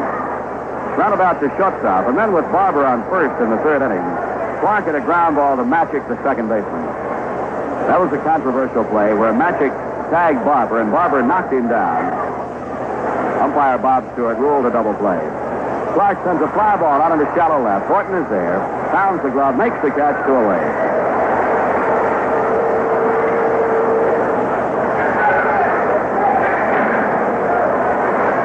And now Jake Gibbs. Gibbs has bounced back to the pitcher and grounded out to Freehan at first base unassisted.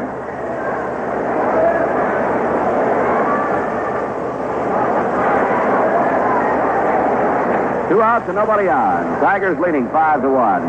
Dobson rocks and throws outside. Ball 1. Mantle is on deck.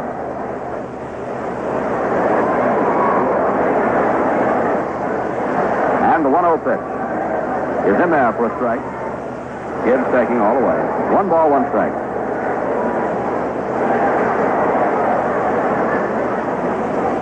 Gibbs scratches up a little dirt, pats his hands together, steps back in. 1-1 pitch from Pat Dobson. Low inside. 2 balls and 1 strike.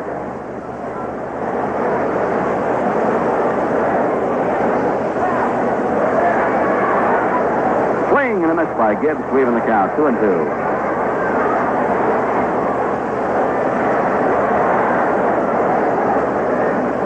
Bright sun beating down. Scoreboard shows the Tigers 5 runs and 7 hits. The Yankees 1 run, 5 hits. Pat Dobson rocks back on the left foot. And the pitch. Gibbs pops it up in the shallow center. Mickey Stanley is under it. The center fielder makes the catch, and the side is retired. The Yankees go 3 up, 3 down with nothing across. And now at the end of 5 full innings of play, the score, Tigers 5 and the Yankees 1. Walking in a little wonderland. Ground crew has walked through its paces, smoothing the infield, getting ready for the top half of the 6th inning. And as the Detroit Tigers come up, they'll be starting off at the top of their batting order. And moving in behind the microphone to tell you all about the rest of this ball game this afternoon, here is Jerry Coleman. Jerry?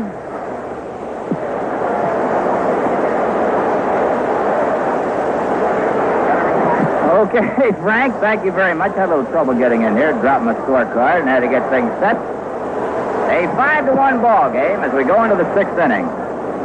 For the Detroit Tigers, facing Rocky Colavito, and that's a strange one to come up with. Colavito making his second Major League pitching appearance. Still hasn't given up a base hit. Pitched 3 hitless innings back in 1958 and 1 1/3 so far in this ball game. Fires a fastball to Mickey Stanley. Ball 1 outside. Stanley is 2 for 3. Detroit leading 5-1. They've got 7 base hits. The Yankees have 5. All of the runs coming off Steve Barber.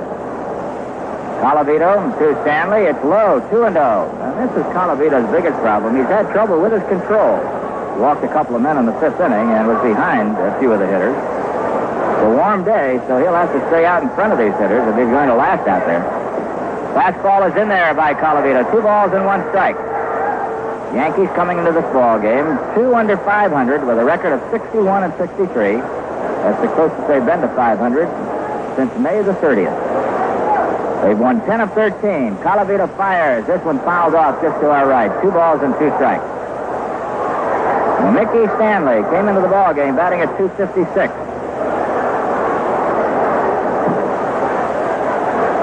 The Yankees have 5 base hits, and 3 of them fell just in front of the outstretched glove of Mickey Stanley. 2 balls, 2 strikes. Stanley at the plate. Waiting. Colavito fires high, almost over the head of Gibbs, 3-2. Dick Rizzuto on deck, Al Kaline to follow.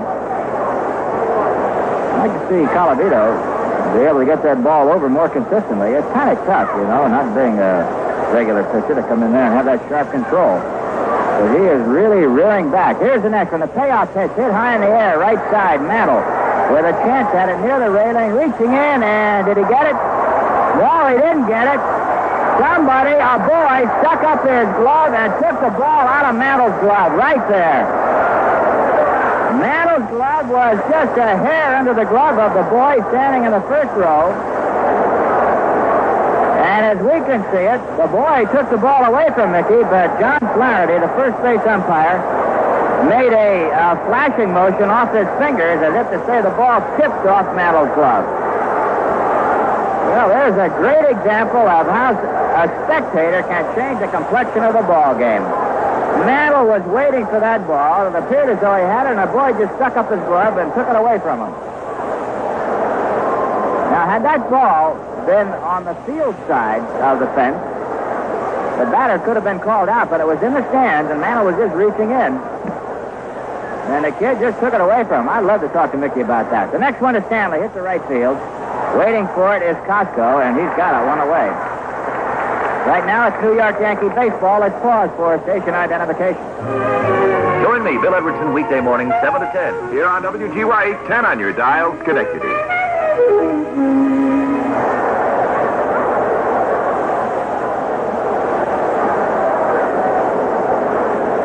Dick Rizzuto has walked, singled twice. He's 2 for 2. Scored a couple of runs. Hits this one in the air behind the plate. Gibbs coming over near the railing, and he doesn't get it. There was a spectator there. Jake didn't get to the ball. The ball flicked off the spectator's hands. Just about the time it did, Gibbs came barreling in and almost took the spectator with him. Strike 1 the count. When Colavito gets the ball over and the batters swing, they've been popping up. Top of the 6th inning, Detroit 5, Yankees 1. Colavito into the windup. Curve is just outside. 1 ball, 1 strike, 1 out. Tony Cuccinello coaching at third base. At first base, Wally Moses. Detroit leading the league by 6.5 coming into today's action. Rocky fires a fastball into Trubisky. It's inside, 2 balls and 1 strike. It's the first time Colavito had questioned or has questioned the call of the plate umpire, Marty Springstead. Infield and outfield about straight away with Trubisky up there and not too deep. 2-1 pitch. Suzuki swings and misses. 2-2. Fastball on the letter. Colavito came on for Barber in the 4th inning. So far has gone along unscathed. He's been a little erratic with his control, and that's all. 2-2 pitch on the way. Curve is high. 3 balls and 2 strikes. Colavito doesn't have much of a curveball, but he's got a good fastball.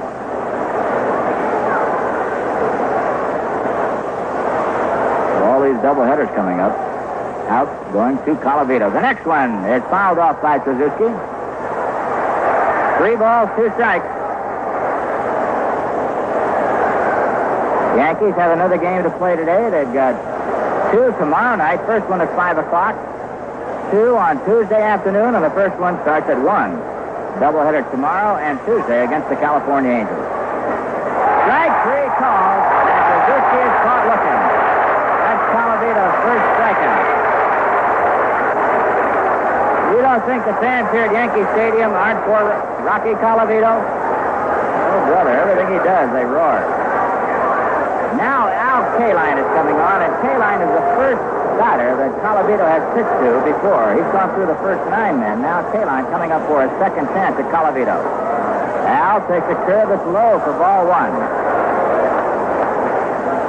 Everybody feeling each other out. Colavito feeling out the hitters feeling out Colavito, but now they've seen him. Let's see what happens on this next go-round. 2 out, nobody on. The pitch. Kaline fouls it back, out of play, over our head. 1 ball, 1 strike.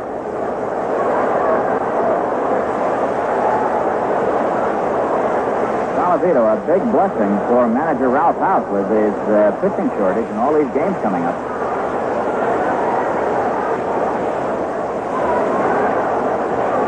Rocky, the 1-1 pitch to Kaline, hit hard into left center. That's in for a base hit. Could be 2. Kaline around first is going to try for it. Pepitone's throw is not in time, and Kaline's got a double. That's his 3rd hit of the afternoon.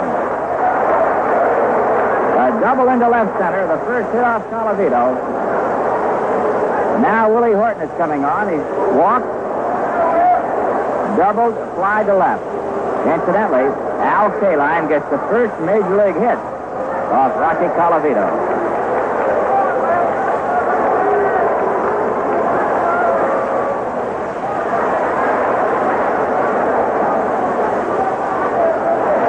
Colavito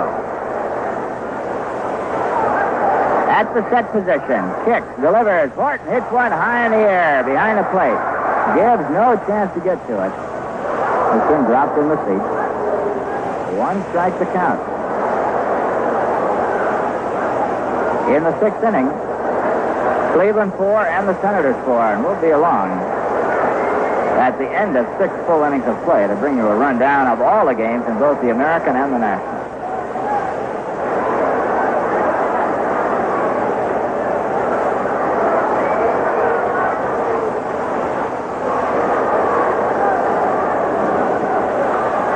One strike to count on Willie Horton. Colavito sets the pitch way outside. 1 ball and 1 strike. We mentioned California coming in for a twilight doubleheader. You know what they have to do? They're playing Oakland on the West Coast, and they could get that all-night flight, which brings in about 6 o'clock in the morning, unless they have a charter flight.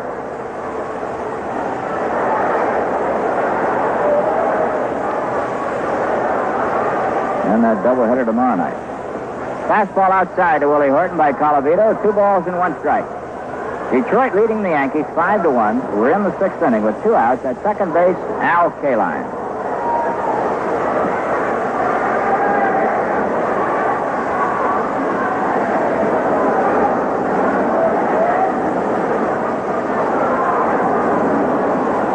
Two balls, 1 strike, 2 outs. Kaline at second. Colavito kicks. Here it is. Horton waiting. Oh, line drive, third baseman. Oh, boy, that was hit. Bobby Cox picking off the line drive by Willie Horton. No runs, a hit, and 1 left on the score after 5 and a half. Detroit 5 runs on 8 hits.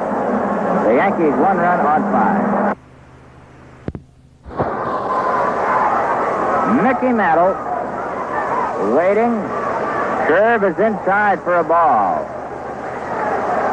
Mantle and Horace Clark had an unusual thing. When they came into this game, they were batting the same from the right and from the left side.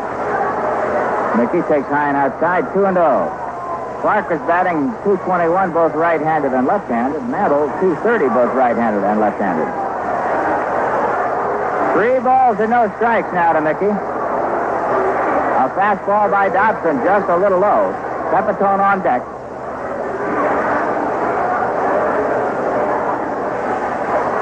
The 3-0 pitch to Mantle. Right in there. 3 balls, 1 strike.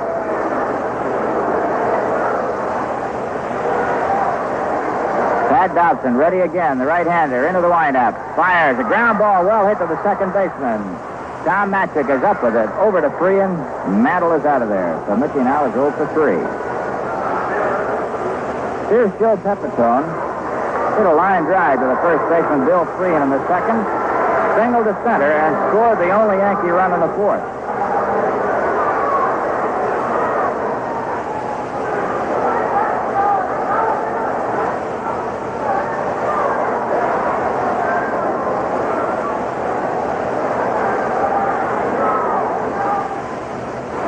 One down, Joe Pepitone, the batter. Pepitone came into the ball game at 2:44. 1 for 2, takes a strike. Curveball at the knees. Turned around and said something to Springstead. Not much. No balls, 1 strike, 1 out. Dobson to Pepitone. Curveball. He swings and misses. Strike 2.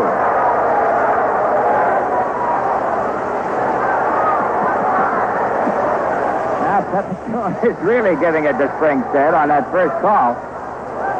Probably saying something like, well, look what you did to me. Now you called that first one a strike, and I swung at a bad ball. That'll happen sometimes. You get a little bit restless up there, afraid to take a pitch if you think the umpire has taken one away from you. 2-strike delivery by Dobson to Pepitone. On the ground to the second baseman, Matchick makes an easy play out of it. 2 up, 2 down. Mantle bouncing out to second, and now Pepitone. Andy Costco dropped a double in front of Mickey Stanley in the second. Foul to first in the fourth.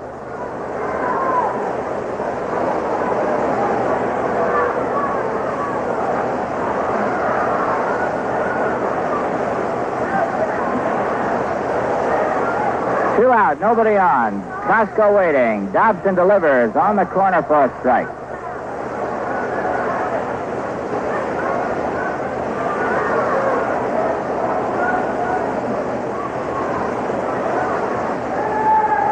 Curveball is outside. 1 ball and 1 strike.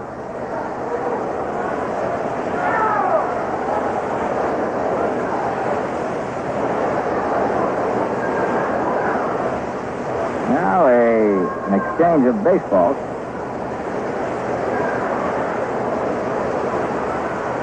It's a warm, hot day. It was 93 degrees a moment ago. Good day for the spectators. Tough on the players. There's a high pop on the right side. Jim Price over by the Yankee dugout. Can't get to it.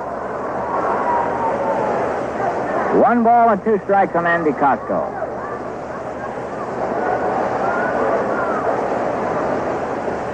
Costco came into the game batting an even .230.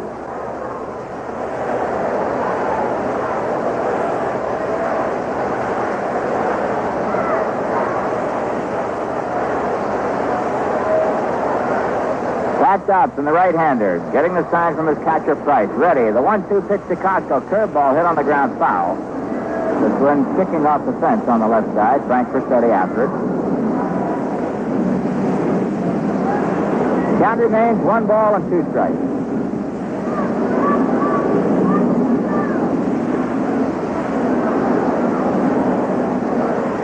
Tommy Tresh on deck. Costco waiting. Dobson fires a changeup that misses outside. 2 balls and 2 strikes. Twilight doubleheader tomorrow night. It'll be Al Downing and Fritz Peterson going up against the California Angels. And that first game starts at 5 o'clock. Costco hits one to left field, high in the air. Willie Horton in the gap in left center. Moving over there. It hit him. The ball hit him. He lost it in the sun. And Costco is on at second base with a double. It looked like he had it all the way. I thought it hit him in the head, but apparently not. He just went down. He lost that ball in the sun. Horton apparently doesn't have glasses. It may have hit him in the neck. Trying to see if he's got glasses. He's got his hat off right now. He had that ball all the way, and then suddenly it hit him. He does have glasses.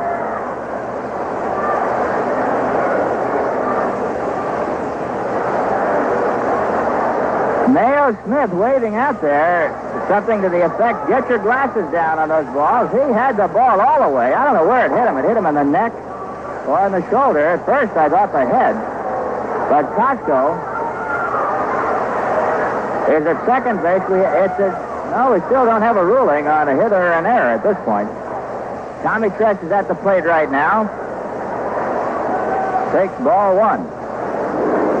They're giving Costco a double. It's just being flashed on the board.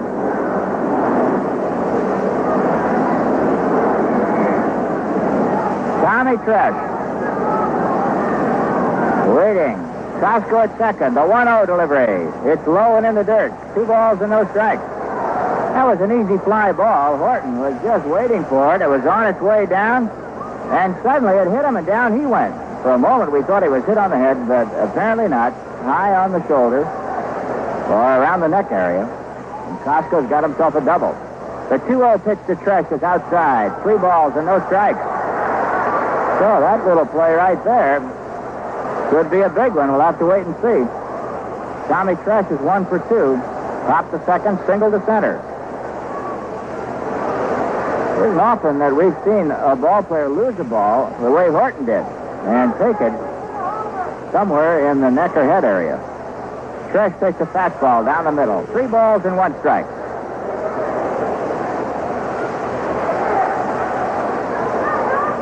Detroit leading 5-1. Costco at second base. Bottom of the 6th. 2 outs.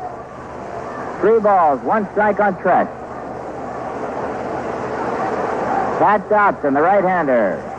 Set, delivers, and Tommy takes high, ball 4. So the play by Willie Horton could prove costly. Dobson is tired, no question about it. It's hot out there, and here comes Mayo Smith to talk to him.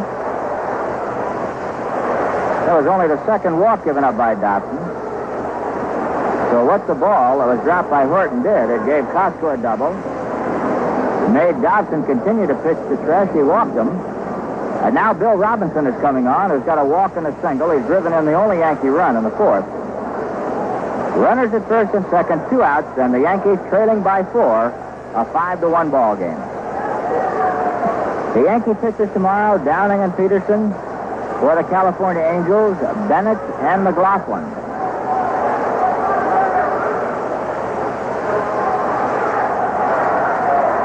Bill Robinson is moving in.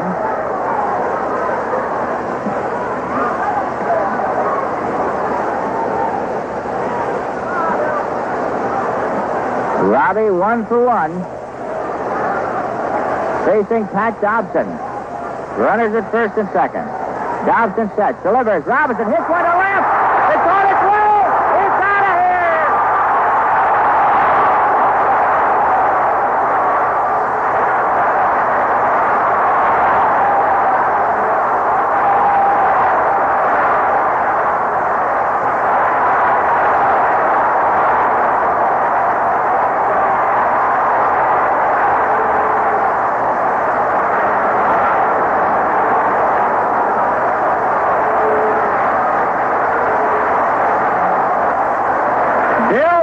Has just brought the Yankees back in this ball game. A 3-run home run into the seats in left. And now at the plate is Bobby Cox, who takes low and outside, ball 1. It's Detroit 5 and the Yankees 4. And oh, baby, the stew is starting to boil. There's a ground ball foul. Frank Rossetti has it on the short hop and gets a big hand from the fans. A A lost ball in the sun by Horton. A walk to Tresh. The home run by Robinson, and the Yankees are right back in it. Last of the sixth, 5-4. Detroit leading by 1. The 1-1 pitch to Bobby Cox. Curve misses outside. 2 balls and 1 strike.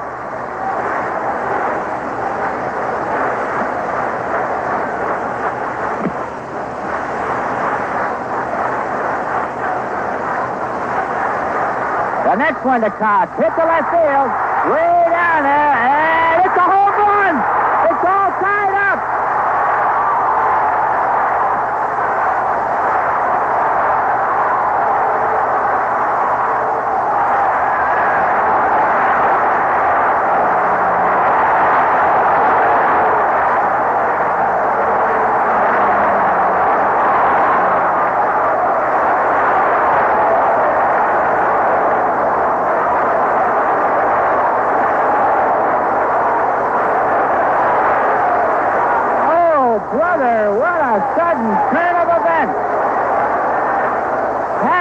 Just rolling right along with a 5-1 lead.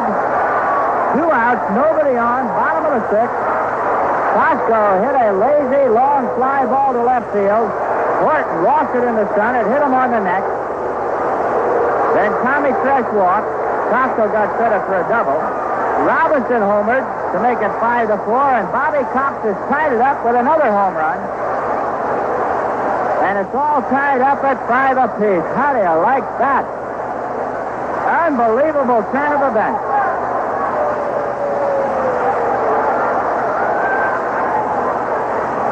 Darrell Patterson is coming on to do the pitching.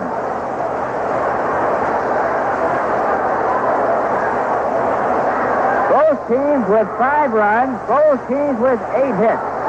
The Yankees at one time trailed 5-0. Then they scored a run in the 4th, and now 4 here in the 6th inning. Bill Robinson's home run was his 4th and 87th of the year for the Yankees. Bobby Cox hit his 6th and 88th of the year for the Yankees.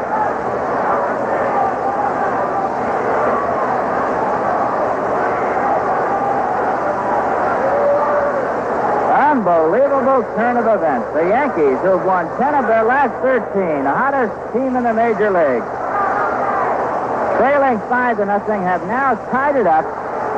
2 outs. Darrell Patterson is coming in, and Rocky Colavito will be the hitter. 4 runs across. Pat Dobson went 5 2/3 innings. Gave up 8 base hits. Walked 2 men. Didn't strike out anybody.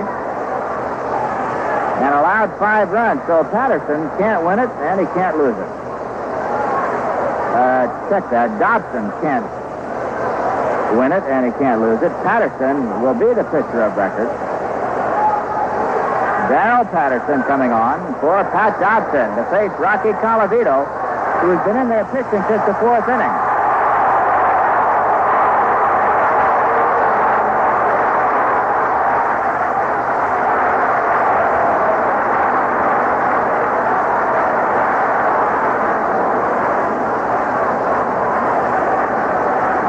Patterson, 1-2, lost 2, appearing in his 32nd game. Earned run average 1.76. Colavito stepping in. Rocky slide to center in the 5th.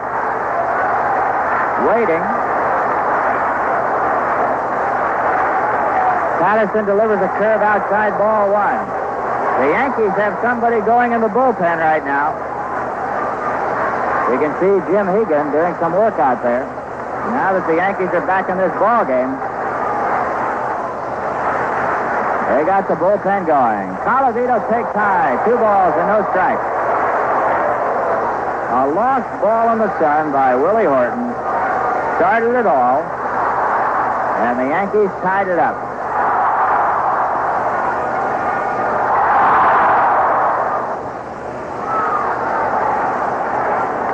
Patterson ready. Colavito takes high. 3 balls, no strikes.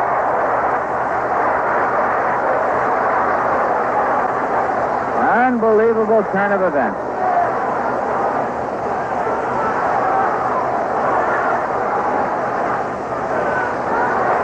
Patterson, the right-handed, fires again, and Colavito takes ball 4. He draws a walk.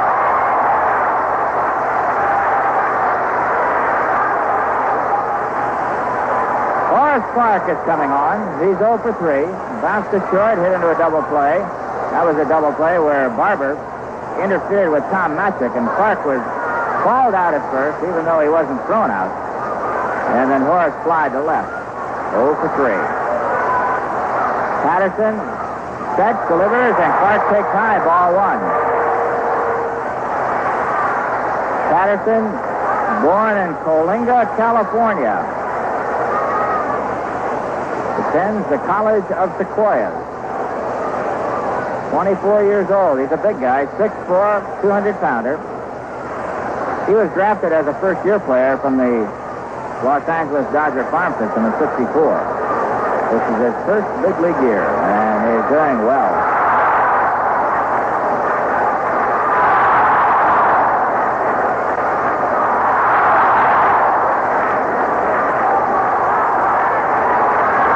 Patterson waiting. Sets, delivers, and Clark takes. Strike 1. 1 ball, 1 strike.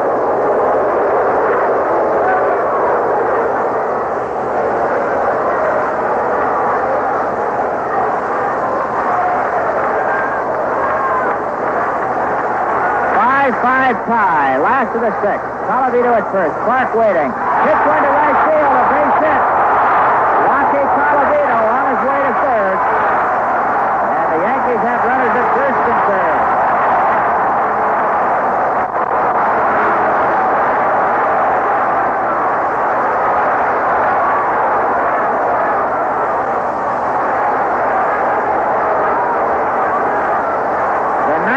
In this inning will be Jake Gibbs. First 2 men, Mantle and Pepitone, bounced to second. And then it all started. Gibbs 0 for 3. Runners at first and third. Patterson delivers. Base hit. The Yankees go out in front. Colavito scores. Horace Clark to third.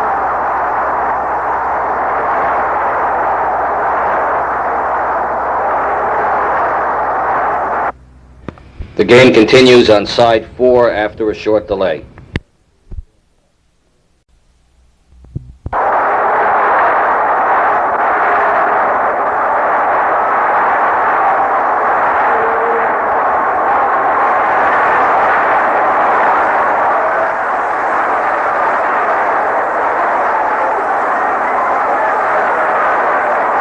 You'd never believe it if you didn't see it.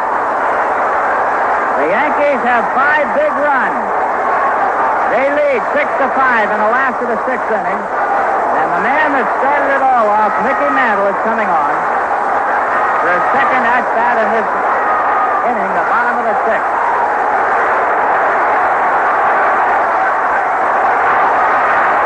The noise here is deafening as Patterson gets a sign from his catcher, Mantle waiting. Fouls one off. Strike 1. Horace Clark at third base. Jake Gibbs at first. He begins the tie-breaking run. Yankees have 5 big ones. Mantle waiting. Patterson sets. The next one is high. 1 ball, 1 strike to Mickey.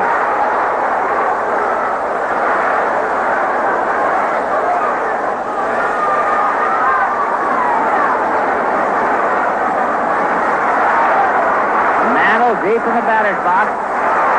Darrell Patterson with a sign, comes set. The right-hander. Kick. The pitch. Right field. Way back there. And that's the fences. Al Kaline. A sinking line drive. It was hit. That ball sunk. Kaline right in front of the 344 marker. Hauled it in. Or the Yankees would have been going yet. For the Yankees, 5 runs. On 5 base hits. No Detroit errors. 2 men left. And the score after 6 full innings of play. Yankees 6, the Tigers 5.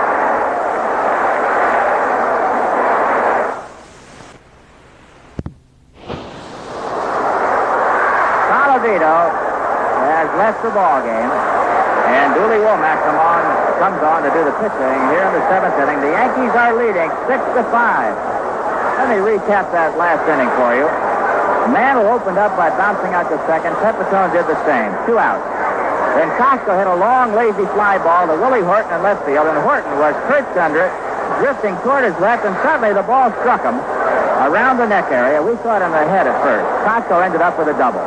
Horton, incidentally, did not have his glasses down and lost the ball in the sun. Thresh then walked, and Robinson homered to make it 5-4. Bobby Cox followed with a home run to tie it up at 5 apiece.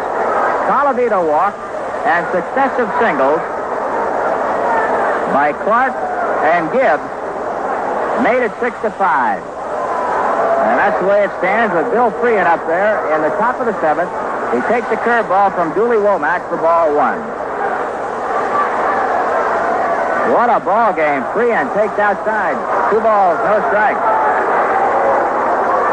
Colavito served the purpose that he was sent for, holding the Tigers in check. The Yankees have now gone in front, and now they're back to their regular pitcher, Dooley Womack. He drive off the glove of Bobby Cox. Cox got his glove to it. Freehan rounds first and holds on. The ball gets by Clark, but a nice backup by Mickey Mantle saved the day. Right now, it's New York Yankee baseball. It's pause for station identification. Harry Downey asking you to join me weekdays, 3 to 6 p.m. here on WGY 810 on your dial, Schenectady.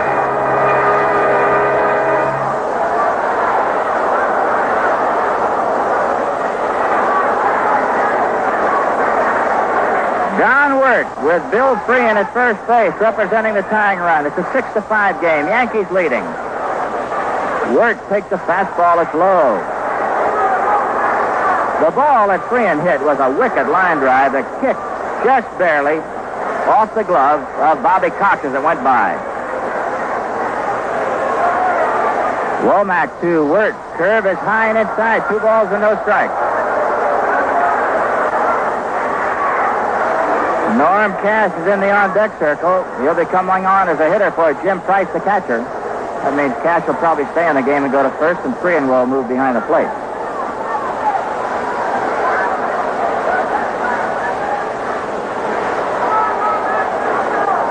Dooley Womack getting a chance to pitch on his birthday. Today is Womack's birthday. Fastball is low to Don Wirt, 3-0.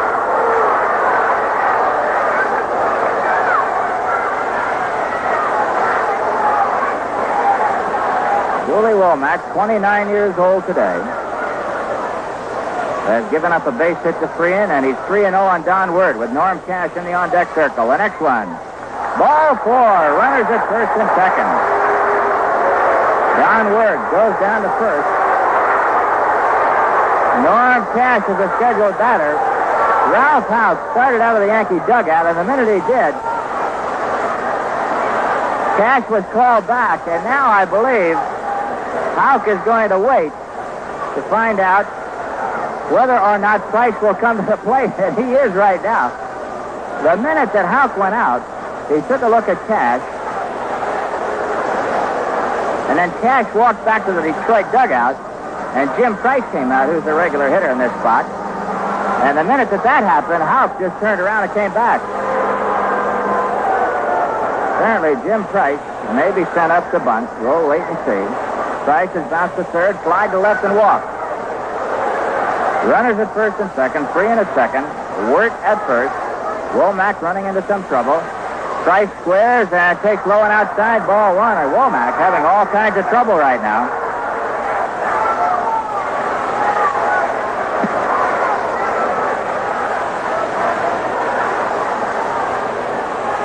Yankees with 5 in the 6th lead, 6-5. Womack ready. The 1-0 pitch. Price squares and bunts this one foul down the third base side. 1 ball, 1 strike. And now Tony Cuccinello, the third base coach, flashing all kinds of signs into Jimmy Price. The manager will switch once in a while. Let's see if Mayo Smith does. What an unbelievable turn of events. I can't say enough. Pat Dodson moving right along, and suddenly the roof fell in. Price waiting, squares again, takes a curve over his head. 2 balls, 1 strike.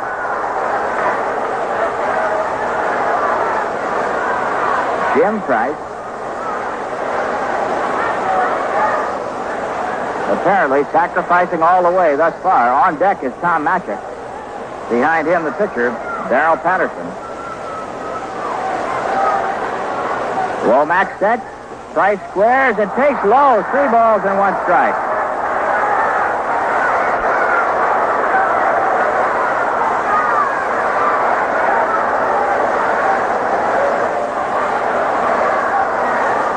Mantle still in at first base, looking for the bunt.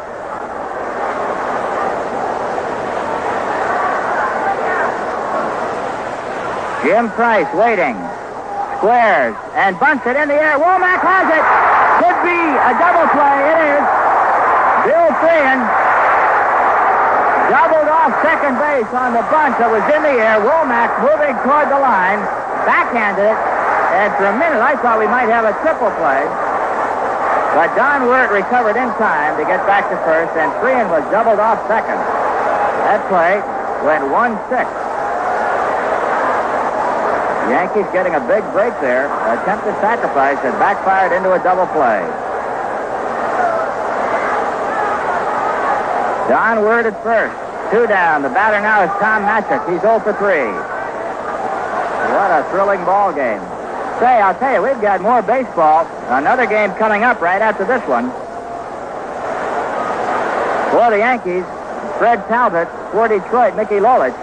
Still plenty of time to see the end of this one, which is thrilling enough. And another one on top of it.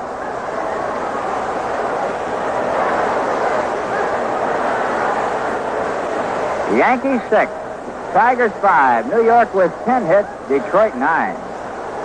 The pitch to Matchett is low by Dooley Womack, ball 1.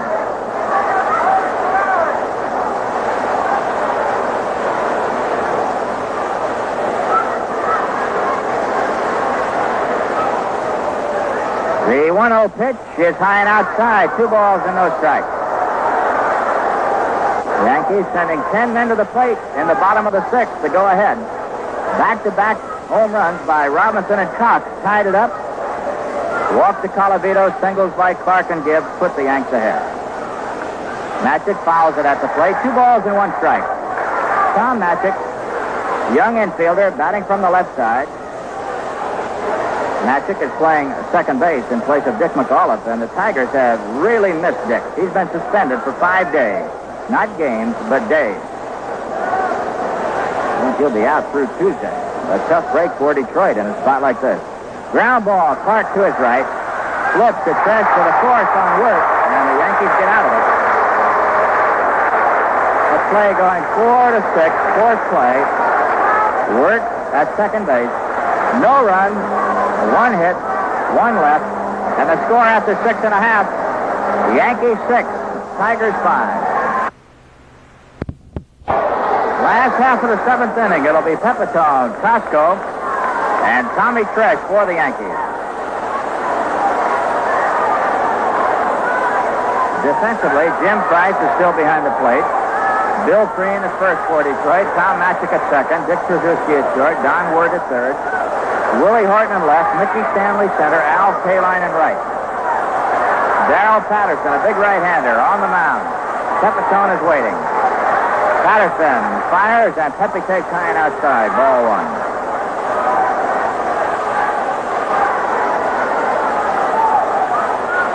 Patterson right now is the pitcher of record for Detroit. He gave up the run to put the Yankees ahead.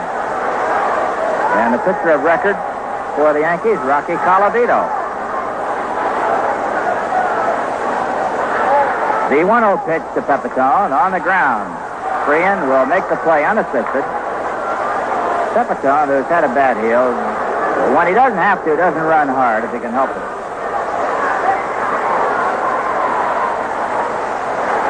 1 up, 1 down, last of the 7th. Andy Costco, who started all the fireworks with a double off the neck of Willie Horton, one he lost in the sun. At that time, Detroit was leading 5-1. The Yankees came from there after 2 were down to get 5 big ones and move ahead 6-5. Costco ground ball. Nice play by Wirt. Fair as he backhands it. Throws to Freehan in plenty of time. John Wirt, so underestimated. I'll tell you, you have to watch this fellow to watch him. He made that play look easy. It was a tough backhanded half hop. He made it look like picking cherries off a tree. Turned the play in easily, and Costco is out. John Wirt, no question about the ability of that young man. He can play third base. Tommy Tresh, 2 up, 2 down. He takes a curve, the tie from Patterson. Ball 1. Last half of the 7th inning. Yankees 6 runs, 10 hits. Detroit 5 runs and 9. The Yankees, in the first 2 decisions, won them both. Mel Stottlemyre bested Dennis McLean yesterday 2-1. Tommy Tresh takes high and outside 2-0. Stan Bonson in that first game of the 29er the other night, won that one 2-1. And then that 19-inning 3-3 tie is the reason we're playing a doubleheader here today. Fastball is outside to Tresh, 3 balls and no strikes. Detroit does not return again to Yankee Stadium. This is it. The Yankees do go to Detroit. 3-0 delivery to Tresh. It's high and outside, ball 4. That's the second walk given up by Darrell Patterson.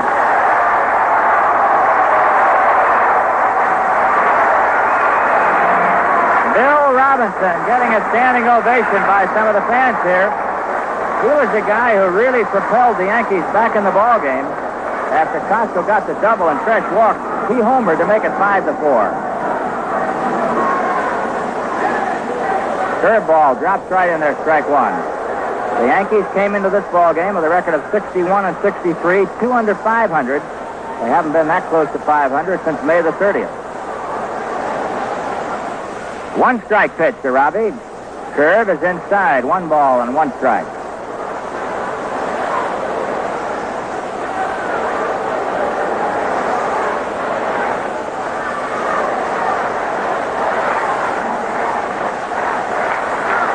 Robinson waiting.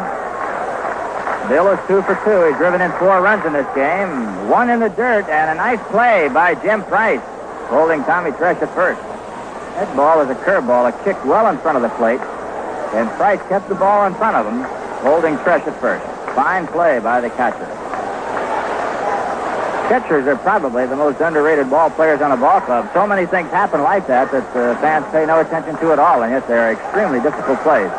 You only notice them when they don't occur, if the plays aren't made. Robbie takes a curve outside, 3 balls, 1 strike. Robinson with a walk, a single, a home run, has driven in 4, scored once, 2 for 2. Bill Robinson's best day of the year. Robbie has 26 RBIs. That home run was his 4th.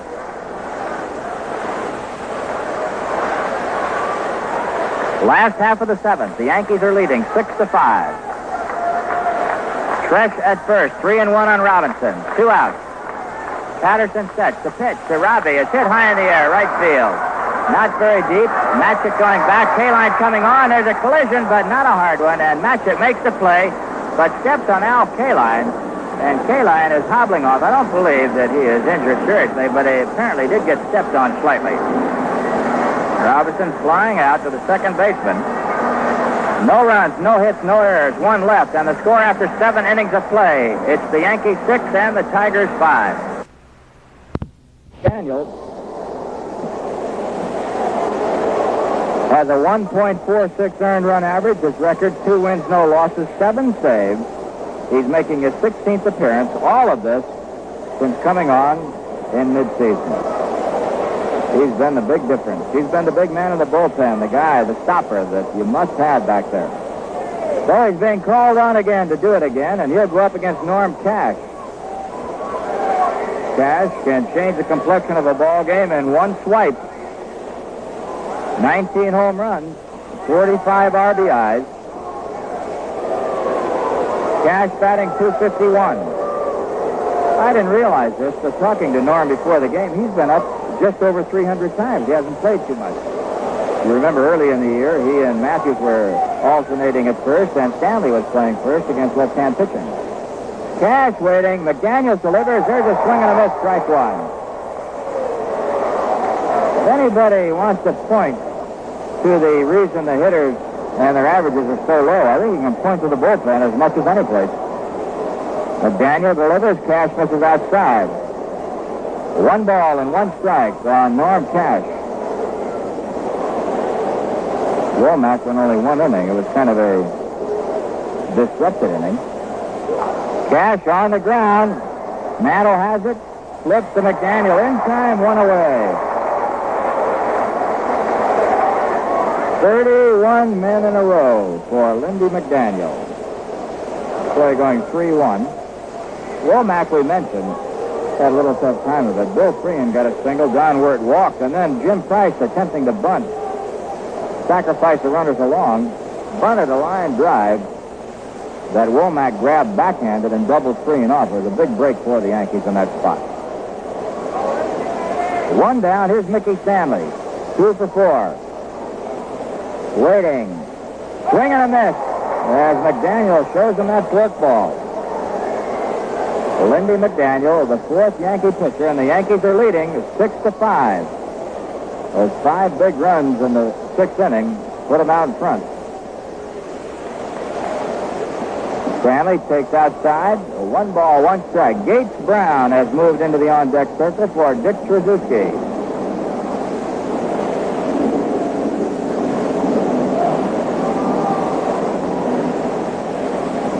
Lindy McDaniel into the windup. There's a drive to right. Well hit. But right there is Andy Costco.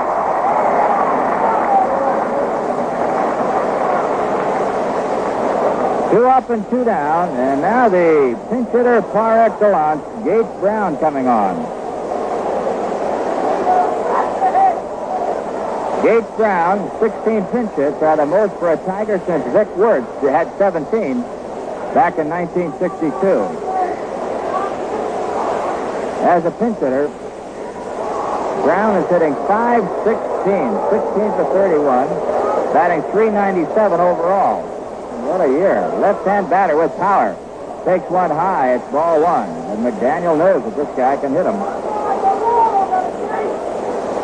Brown has 4 home runs, 3 of those as a pinch hitter. 11 RBIs, 6 RBIs as a pinch hitter. Powerful man. Back from the plate, holds the bat on the end, waiting. Lindy McDaniel getting the sign from his catcher. The 1-0 delivery is just outside. 2 balls and no strikes. Cash batting for Patterson. Bounced out to Mantle. Stanley lined out to Costco and right. 2 down. 8th inning. Yankees leading 6-5. Lindy McDaniel called on again. Ready. Kicks. Delivers. Curveball hit hard to right, and it's a base hit. Off the wall. Costco is after it. Brown, who can run, is into second base easily with a double. Gates Brown, unbelievable.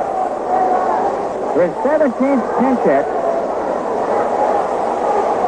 And he has now tied Vic Wirtz for the most recorded pinch hits by a Tiger in the club's history, because the statistics about pinch hitters are uncertain before 1954.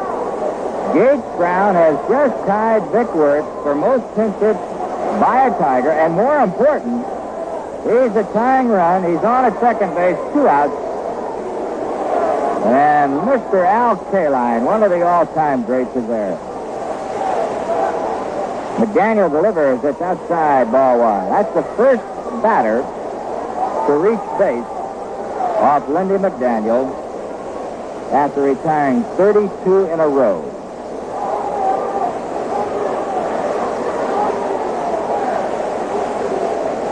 Al Kaline, 3 for 4, has driven in a run, scored 1. Yankees leading 6-5. Here's the pitch. Kaline, a half swing, called strike 1. That's the forkball. Lindy McDaniel moving into the meat of this Tiger ball club. Kaline, Horton, Freehan. They've all hit. They've all got power. Yankees 6, Tigers 5. 1-1 the count on Kaline. Here's the pitch. Fouled off on the right side. That'll go into the stands out of play. Both teams with 10 base hits.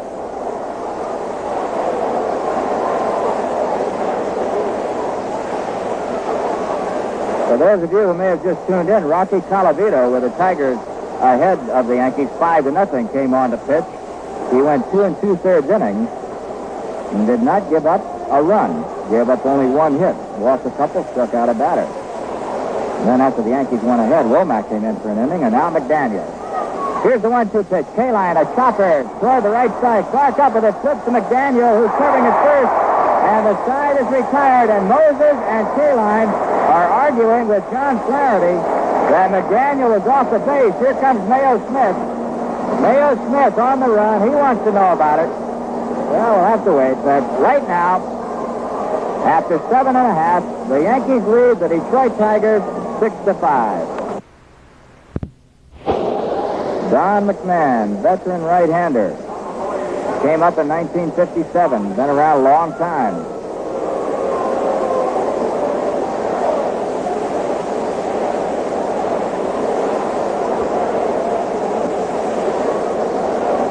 The Yankees, 6 runs, 10 hits, 1 error.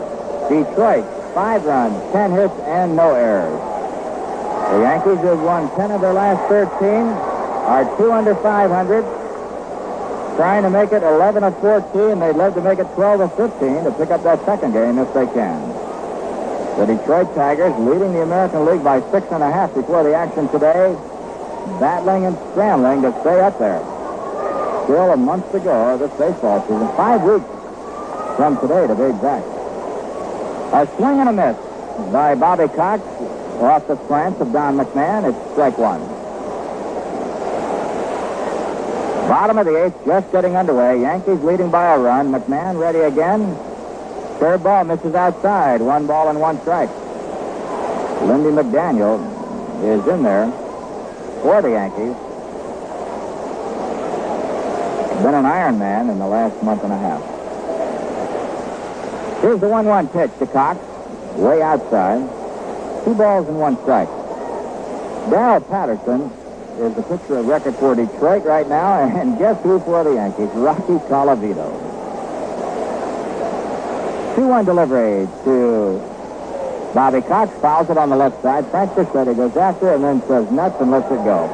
2 balls and 2 strikes. Fine crowd on hand here. A big crowd for this Sunday doubleheader. 2 more tomorrow night. First one at 5. 2 more on Tuesday. The first one starts at 1. Both of those doubleheaders tomorrow night and Tuesday against the California Angels. Don McMahon ready. Delivers, and Cox swings and misses strike 3. Got him on a curveball.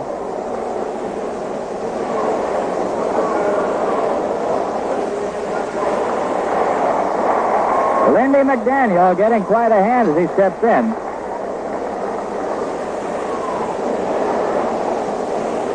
Don McMahon on the mound for Detroit, making his 39th appearance of the year, has a record of 4-1. Earned run average 1.93. Lindy McDaniel, the veteran right-hand pitcher against the veteran right-hander for Detroit, McMahon. There's a foul off to our right. Strike 1.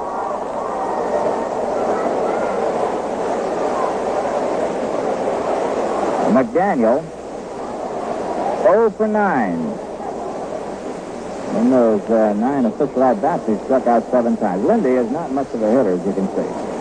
Curve is way outside. 1 ball, 1 strike. And now let's pause for station identification. This is WGY, a General Electric Broadcasting Company station in Schenectady.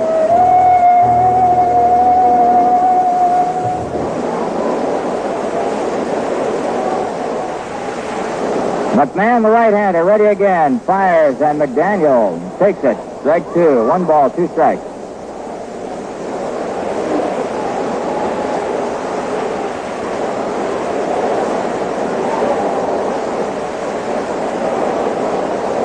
Don McMahon, ready again. The 1-2 pitch. Swung on a miss. Strike 3. Lindy McDaniel going down swinging. Second strikeout for McMahon. Now here's Horace Clark. Clark 1 for 4. If you want to look ahead, it'll be Willie Horton, Bill Freehan, and Don Wirt going up against Lindy McDaniel in the top of the ninth, with the Yankees leading right now 6-5. Donald John McMahon, born in Brooklyn, New York, 1930. An attempted bunt by Clark. He pulls his bat out of the way. It's ball 1. McMahon, 6'2", 220 pounds, 38 years old. Veteran right-hander, ready again. The 1-0 pitch to Clark, low and inside. 2 balls and no strikes. McMahon still has the good stuff. He started with the Milwaukee Braves in '57. Went to Houston, and then to Cleveland, to Boston, Chicago, and now here to Detroit this year. His third club in 60... oh, wait a minute. He was with Chicago. It's only his second club. There's a ground ball to Norm Cash. Clark is out of there unassisted, 3 up and 3 down, and the score after 8 full innings of play, Yankees 6 and the Tigers 5. Willie Horton, so far in the game, has walked, doubled, lined hard to third. Lindy McDaniel trying to hang on to give this Yankee win to Rocky Colavito if they can hang in there and stay ahead. McDaniel into the windup, kicks, delivers, and Horton swings a big one and misses strike 1. Willie Horton, who hit one in the bullpen yesterday, obviously going for it. A big swing. This is probably one of the most dangerous men in baseball, Willie Horton. You can't make a mistake. He can drive a ball out of this ballpark in just about any direction if he gets a hold of it. Horton. Waiting. McDaniel kicks, delivers, swings, and misses strike 2. I tell you, I'd love to have a picture of this, but right at the end of my microphone is a grasshopper staring me down eyeball to eyeball. What a shot. He's right there. He's not 5 inches from my nose. He's looking at me, and I'm looking at him. I thought it was a spider at first. It was. I'd have left. 2 strikes on Horton. Willie Horton leading off the 9th inning. Lindy McDaniel trying to save the ball game for the Yankees. Ready. The 2-strike pitch. High and tight. 1 ball and 2 strikes. You better not get any closer. Got a grasshopper, let's say 5 inches away from the end of this microphone where I'm talking, looking right at me, waving his antennas and his feelers around. The 1-2 pitch now to Horton in the dirt. 2 balls, 2 strikes. Lindy McDaniel against Willie Horton. That's the way it matches up. 1-on-1. Horton taking his time. Stands even with the plate. Straightaway stance, waiting, holds the bat high, and there's here. The 2-2 pitch. Swings and misses strike 3. And a good forkball. A beauty. Willie Horton went after it. Missed it. Struck out, 1 away. Top of the 9th inning. Yankees leading 6-5. Well, the grasshopper just took off, thank goodness, in the opposite direction. Here's Bill Freehan. Bounced to third twice, walked and singled. Freehan, a slow ground ball to short. Fresh up with it. Throws in time on a close play. It was a check swing bouncer that stayed low on the grass, out to short. Fresh had to charge it. He got it, and just did nail Bill Freehan at first base. 2 up and 2 down, and now Don Wirt steps in. Don Wirt, the only man between the Detroit Tigers and the New York Yankees right now.